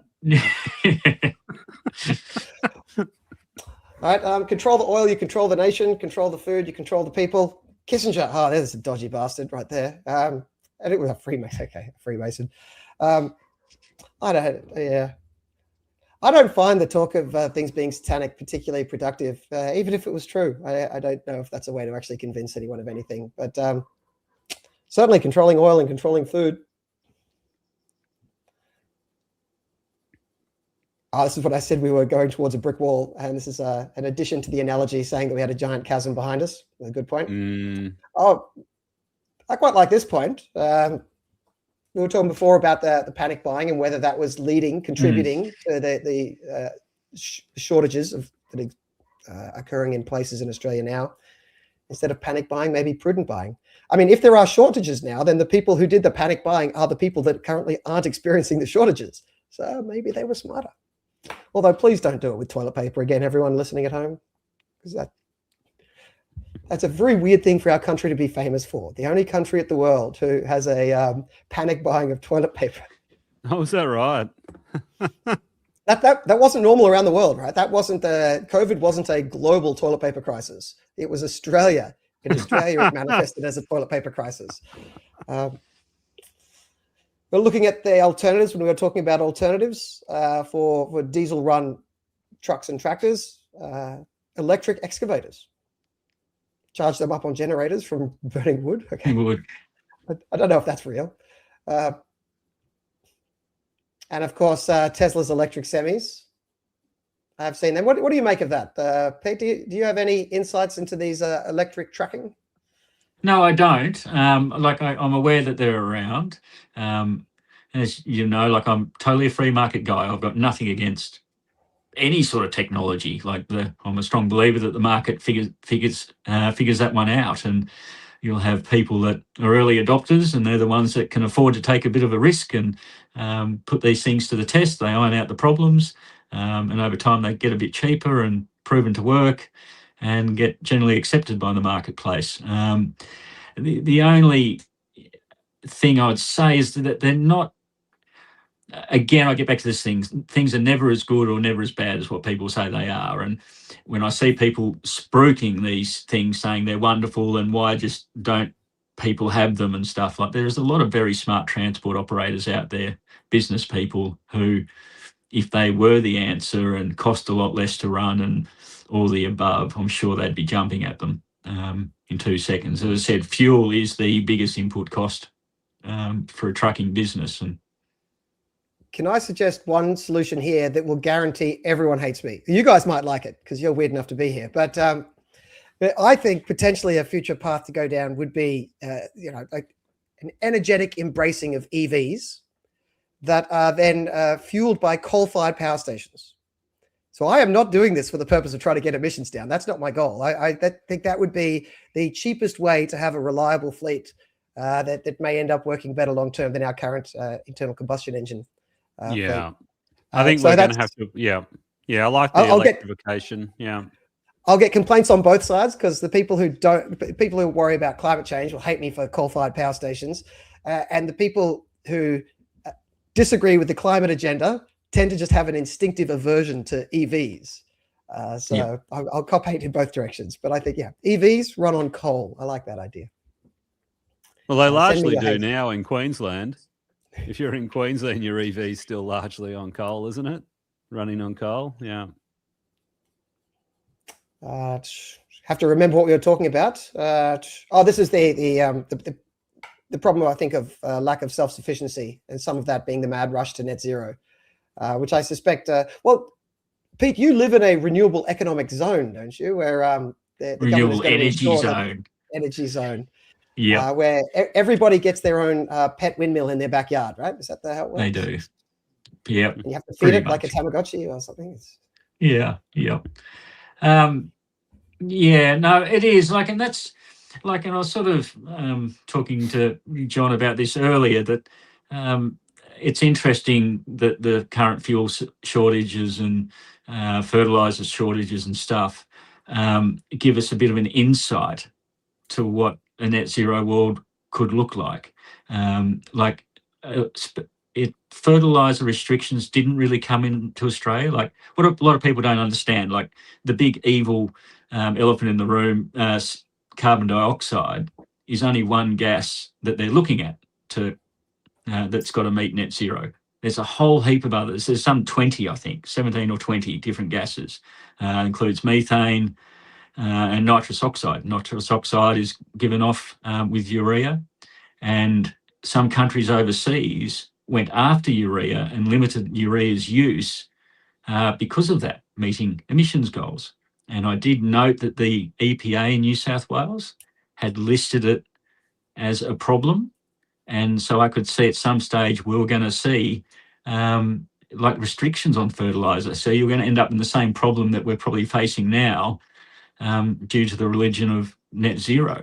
And we actually did see it pan out, how this happened in Sri Lanka sort of 5 or 6 years ago, that the president over there went to the UN, did a big address about how, fertilizers and agricultural chemicals are all bad and disgusting. We can do it organically and save the environment and the planet at the same time. It took 12 months for the agricultural system to collapse, and the country ended up in riots. That's how quickly it turned around. And so you've got to be very careful. And it's something I've spoken, and this is the big worry for me. Like, we quite often talk about the city-country divide. And in one way here, agriculture has only got itself to blame. It's been so successful that so few of us now feed so many people that no one knows anything about agriculture, like primary production, anymore. Like, you go back centuries, nearly everyone was a farmer. You go in between times and everyone at least knew someone who was. But we've just got better and better at what we do and produce more and more. Like, it's scary when I add up how many loaves of bread I produce on my farm. I can't remember the number, but it's mind-bending. And I'm a little guy.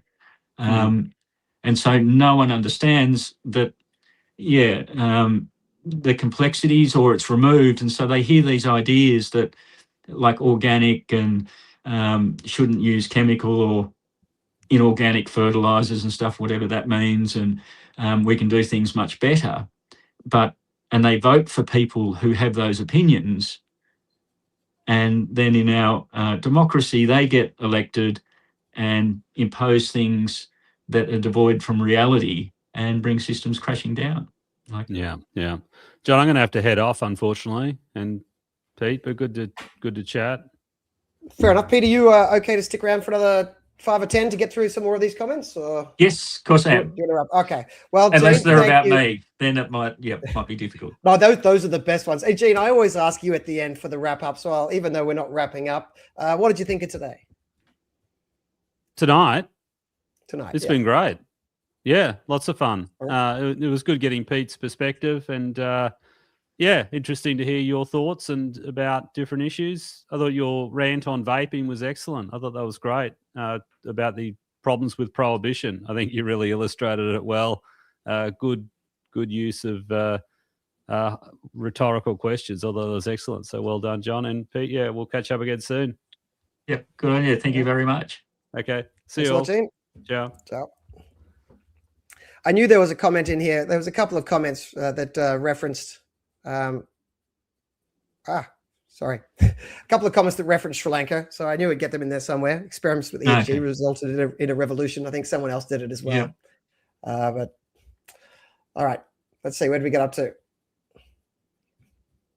I think that's saying R&D there. 4.5 billion of R&D credit drive any innovation or productivity at all. Oh, this is in reference to me saying productivity is what we need.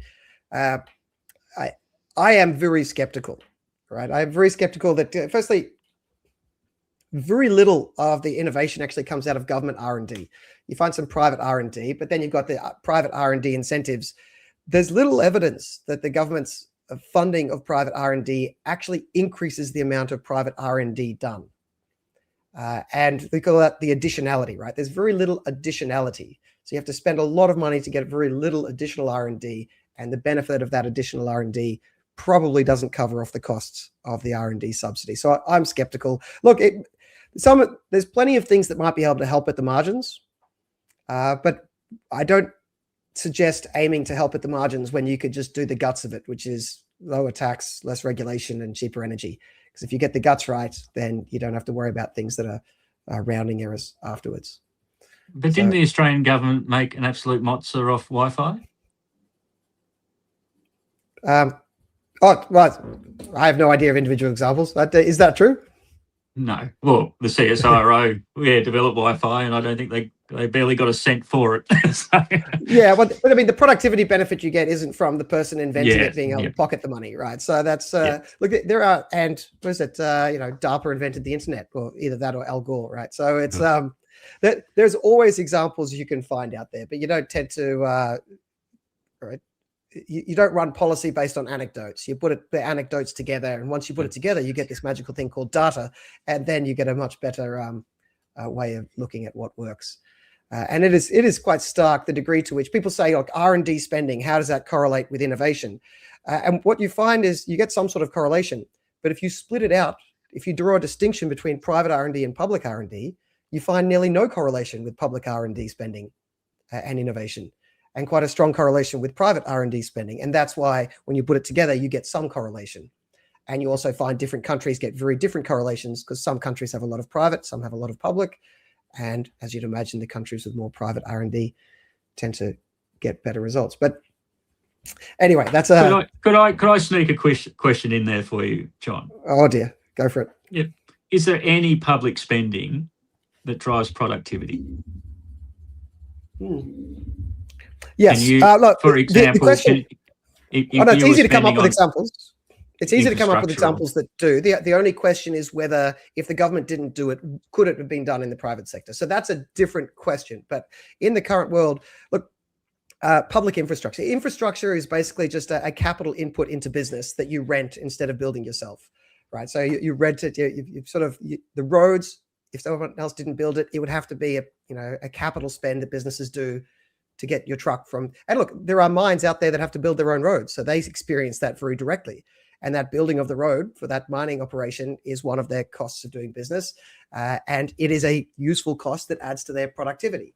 If someone else, like a government, would come along and build that road, build that port, build that energy infrastructure, all of those things are a necessary input into the productive process. And if they're lacking, that holds back productivity.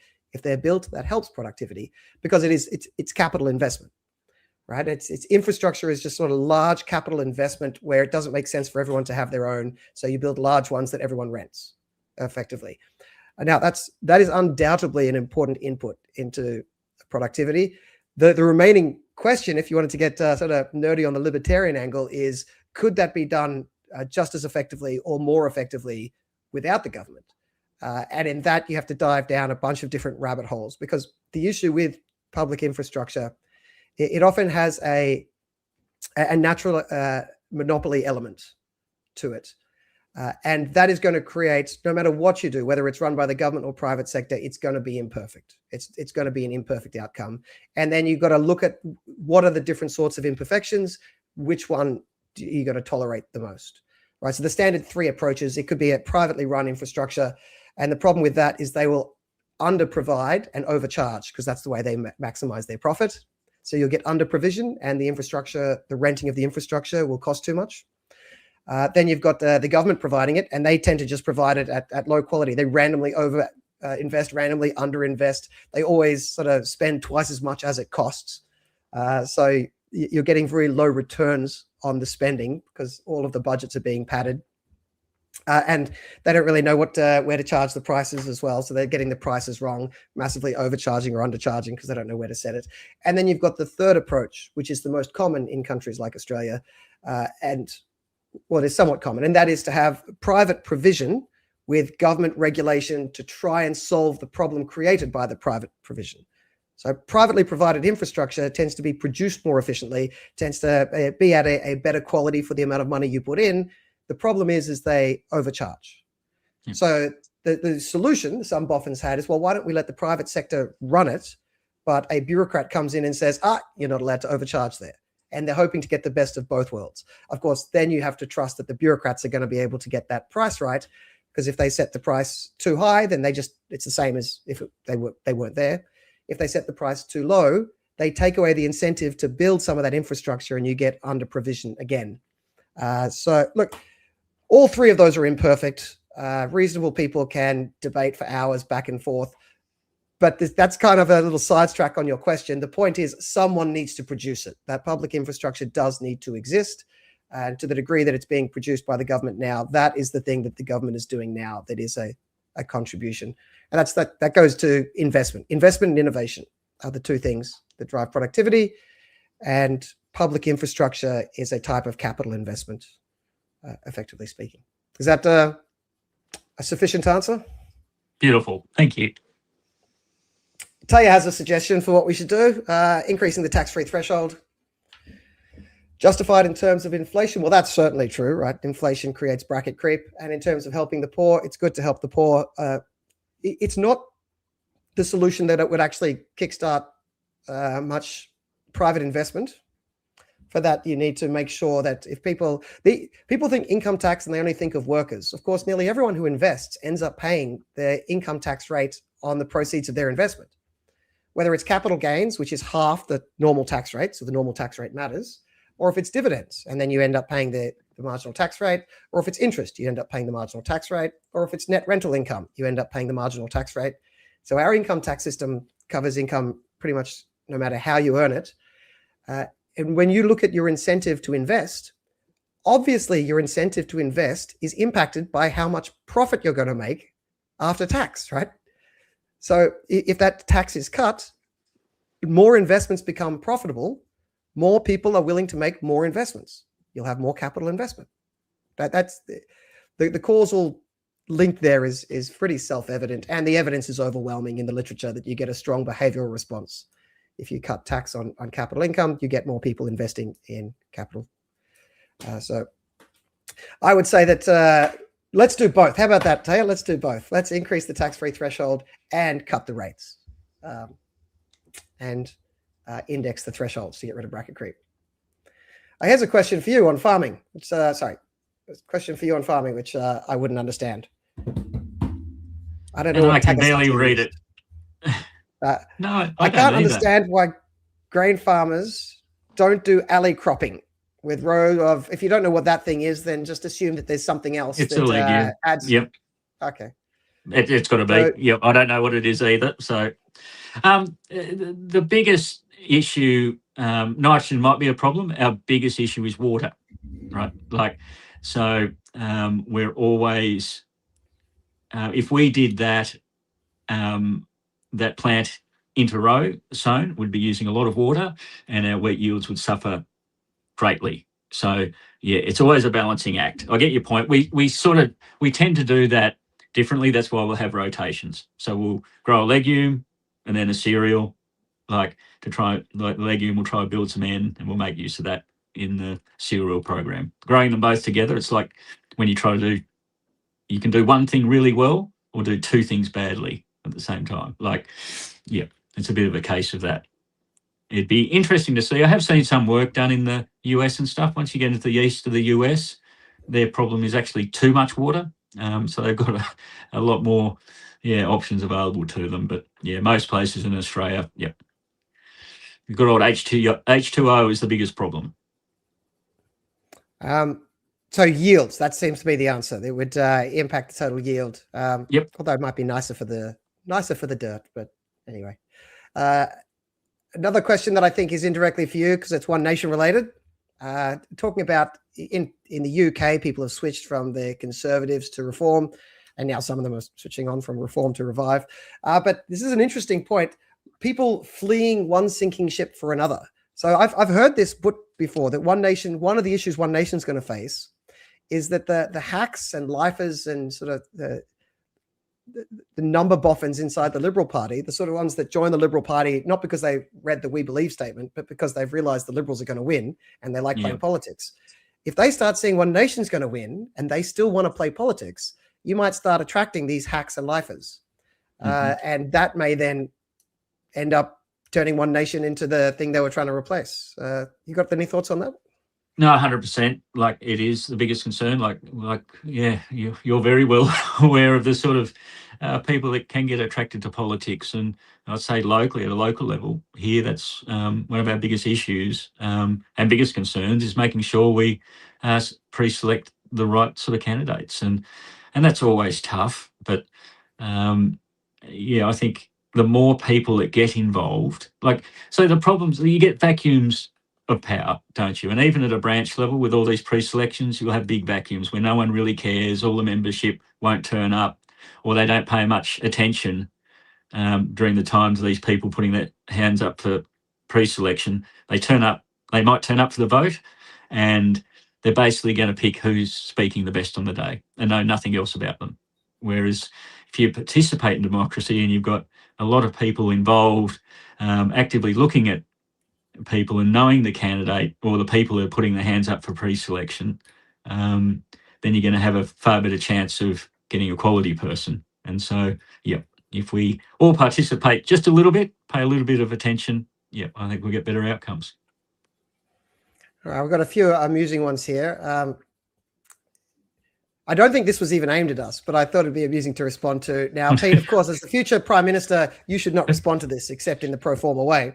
But can I say, I have an idea about the drink driving rules. Different people have different ability to drive, right? And no one thinks that everyone is the same driver. But we say, as long as you can pass a certain test, even though you've got very different skills after that, you've passed the minimum test, you're allowed to drive. How about this? You pass the normal test, just as we normally do, stone cold sober like everyone does. Then after a year, you can go back and pass the test with 0.05 in your system. If you still pass the test with 0.05, you're allowed to drive with 0.05. And then you can, if you pass the test at 0.07, you're allowed to drive at 0.07. And so then you can show, look, my point is, if someone is at 0.07 a better driver than someone else who's stone cold sober, what's the rationale for saying the bad driver that's sober that's going to cause accidents is a safer person? They're literally the worst driver. So I don't think anyone's going to take me up on that. But the idea that at whatever level of intoxication you are when you pass the test, that's the level you're allowed to drive at later. And you can have it written on your license. So that's my quirky suggestion on drink driving laws. It did remind me, I was just, when I think I did see that comment pop up before, and when you're talking about vaping and stuff, governments of all persuasions seem to have an unhealthy attraction to zero. They're always trying to achieve zero something, and that just reminded me of zero road deaths. So let's drop speed limits everywhere, and all these rules and regulations, zero carbon, zero this, zero that, and zero is actually a really small number. Or lack of a number. Yeah, no, yeah. I used to repeat an old economic dictum quite a lot, that the efficient amount of everything is non-zero and non-infinite. Yeah. The efficient of nearly everything. The efficient amount of nearly everything is non-zero and non-infinite. Yeah. So you got to find out where it is in the middle. This is just an amusing comment. Dan Andrews, during COVID, Dan Andrews said, we couldn't leave the house, but we could go to brothels. Do you think he was just telling us to go get fucked? Yeah. On your bike, Dan. Oh, too soon? Pithy point. Oh, never too soon. Never too soon. Panic buying or prudent buying doesn't really change what you cause it. The issue is people are worried about fear of scarcity. Well, yes. I guess maybe the distinguishing feature is whether the fear is legitimized. right? If you're worried about a scarcity that's real, then maybe it's prudent to act on that. But it doesn't really matter what you call it. That's true. If just look at some of these lawmakers, very hard to find any intelligence in them. Yeah. Truth to that. It's going to be fixed by electing Pete Rothwell as your Caesar and president. You've been upgraded. So long as everyone speaks slowly. Energy issues still wake up greenies. Now they want us to buy EVs. I just want coal-powered stations and more fuel. Well, you heard what I said. I want both. Coal-fired stations that are used to power EVs. So, pourquoi no los dos? Also from Aussie, why not tax vapes a little, reduce tobacco excise? Absolutely. That is the logical way to do it. And I would suggest set the tax at the level of harm. If you're saying that you're getting involved in these sort of sin taxes based on products being harmful or not, the fact that cigarettes are more harmful than vapes means you should tax the vapes less than you tax the cigarettes. But if you put some amount of tax on it, then you can help fill the gap from losing the cigarette excise. And it also, just the political economy of this, you put some amount of tax on the vapes, it decreases the incentives of the politicians to screw up the industry, which is why we actually had the vape industry asking the government to tax them before the government ended up just destroying the industry and handing it over to organized crime. There was a lot of innovative, good, legitimate vape businesses in Australia, people doing good work, right? Starting, enterprising new businesses. And they were saying, go ahead, tax us a bit. That seems that seems like a fair trade-off. You tax us a bit and we have certainty that you won't destroy us. And the government said, nah, I just prefer to destroy you and have no revenue. So that goes to the point before about intelligence and politicians, I guess. Black market tobacco is a fifth of the price. To tell you the truth, Pete, I'm not sure why people are still buying legal tobacco. I guess I shouldn't say that. I am not officially encouraging you to break the law. But given the price, I guess it's probably the older buyers who just are sticking to old habits and wouldn't think, it wouldn't occur to them that tobacco's on the black market now, because tobacco's a legal thing. It's only those naughty things that are on the black market. Like it's insane, John. Like the cost of a packet of cigarettes now, and you sit in there in a servo and stuff, and I'm all for personal responsibility, but yeah, people that couldn't afford it and stuff, and the amount of money that's going to government because of that, and yeah, it's just, I totally agree with your rant before, mate. Like it's just, yeah. And that's why you are a wise and benevolent Caesar. Because you agree with me. A question for ATA in general. Speak out against mandated age verification on social media and tech platforms. We have. Yeah, absolutely. We aren't a big organization. We put out one newsletter a week because I'm aware that a lot of people get email fatigue. And so we can't go through every issue all the time.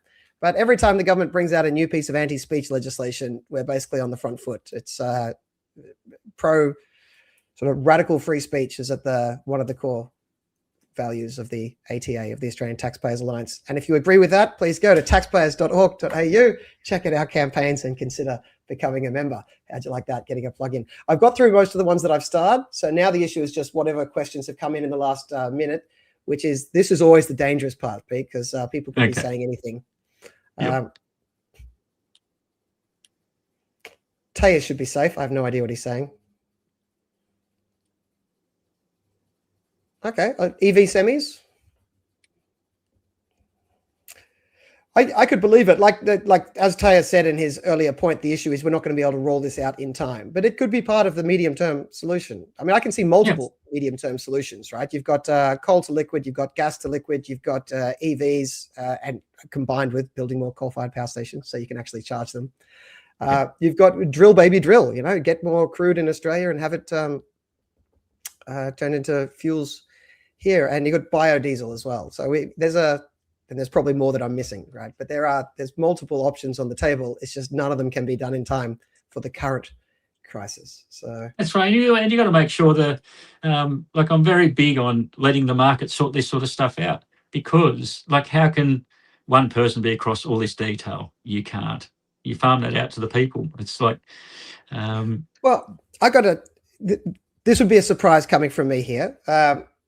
I think one of the questions is what's the cheapest way to get your fuels? But I think quite clearly the answer is rely on global shipping lanes. So I think it is worthwhile Australia having a two-tier conversation on this. So one is still what's the cheapest way? We need to know that. We need to constantly be looking at that because it does matter if you're overcharging people for fuels. But there's another question. What is the cheapest way if external events outside of our control block us from our usual trade routes? Now, that's not a question where we can just sort of role play it now, right? Everyone take a year off trade and let's see what happens. So to some degree, we need to start thinking about that without being able to see the prices on the ground. Now, you can kind of see the prices because you can just look overseas at what it costs to build a coal to liquid or increased biodiesel or whatever it is you're doing. But I think there is a two-tier conversation to have. What is the cheapest absolute? And what is the cheapest if we were cut off from global shipping lanes or global supply routes? And I don't think we need to have 100% self-sufficiency. But I suspect perhaps 5% diesel self-sufficiency isn't sufficient in a world that is becoming increasingly unstable and where these shipping lanes could get cut off. I don't think 5% is a wise situation for us to be left in. I mean, maybe there should be some requirement to have a fallback plan that would be able to ramp up to 50% quickly, something like that. It doesn't need to be 100% in my opinion, but we need to be thinking about this better than we have been because 5% is pitiful. Yeah, like the fuel plan doesn't seem that comprehensive. I think there is one out there, isn't there? But yeah, you're right in that sort of regard that surely you start there and work out what your critical infrastructure, like what agriculture, what transport, what they need. And it gives you an idea like at what level your country could operate on. And there's your starting point, and maybe we should be secure with that sort of level in mind. And yeah. Just looking through the last of these questions. I'm going to skip the back and forth that everyone's having an abortion because that's probably a big. I will agree with Aussie big time. What Clarkson's farm is one of the best things on television. He's done so much. Everyone, so we now host hip camps on our massive property, which is like Airbnb for people pitching a tent in your backyard. Because that's how we like to travel. And we like to travel. When we got land, we thought we'll do the reverse. We'll host as well. And everyone that comes through after they leave, and they way out, they say, make sure you go and watch Clarkson's farm. So everyone keeps telling me this. I guess I should actually go and have a look. Look, I'll just say, by the way, I'm happy to do the abortion debate at some stage. Maybe we'll wait until it's actually a big media issue, and then we'll dive in with 2 feet. I just don't think at 2 hours into tonight on an episode mostly about vaping and fuel prices, it would make sense to start down that path right now. Suffice to say, my opinion would probably piss off everyone, as always. Now that's made you curious, hasn't it, Pete? No, I'm not telling you. It has a little bit. I think these people are just arguing with each other. So this goes to the China doing their coal to fuel. Yeah, even though it's expensive. Once the fuel price goes up above a certain level, which is soon, China has the ability to switch to coal to fuel, which is why people saying that this Iran war is going to be the death of China, I don't see it, right? They have built in redundancies into their system in a much more thoughtful and intelligent way than we have. They've got backup plans. It's still, they've got the ability to rely on the cheap fuel when it's cheap and something to fall back on. So, but that does increase costs as well. Building in redundancy is costly. So you don't want to build in infinite redundancy because then you're just driving up costs during the good times. So you need to have some sort of balancing system or some way to balance the security with the low prices.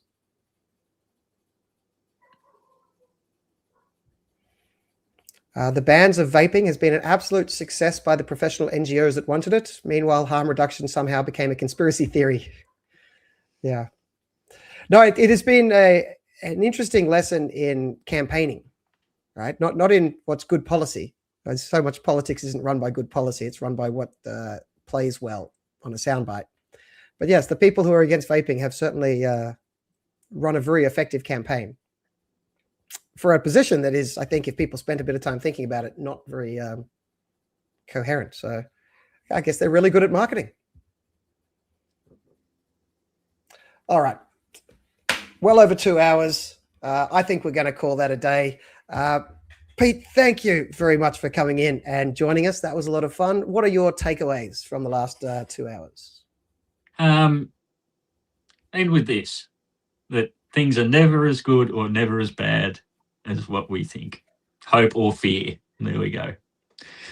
Indeed. Yeah, I think it's important. Like it's about being aware and having the discussion. That's something that I think the government has done very poorly. They weren't across the detail. They weren't providing information. The information wasn't matching up with what was happening on the ground, and that just leads to confusion. And information, good, accurate, solid information, and a positive viewpoint is how you get through crises. And we're not seeing any of that at the moment. And also, no matter how bad it gets, this too shall pass. This too shall pass. So this is brought to you by the Australian Taxpayers Alliance. You can find us at taxpayers.org.au and also on Substack, Oz Taxpayers, AUS taxpayers.substack.com. Please go and sign up to the Substack if you haven't, so you get our weekly newsletter. It's just one email, not that long per week. I know people get email fatigue. I don't want to contribute to that too much, but we'd love to have you in the network and get you involved in the conversation. Go to the Substack, respond to the articles, throw rotten fish or join and become a financial member so that you can help us keep the lights on. It's all appreciated. We do this every Thursday at 7:30 p.m. Queensland time, 8:30 p.m. For New South Wales, Victoria, Tasmania, 8 p.m. in South Australia. And I think it's 5:30 p.m. in WA. I worked it all out last week, so I should try to make sure I remember that. And it is simulcast on YouTube, Facebook, and X. Thank you for joining us. We will be back again next week. I don't know as yet who the guest will be or what the topic will be, but please do join us next week. And until then, everybody, please stay happy and stay free.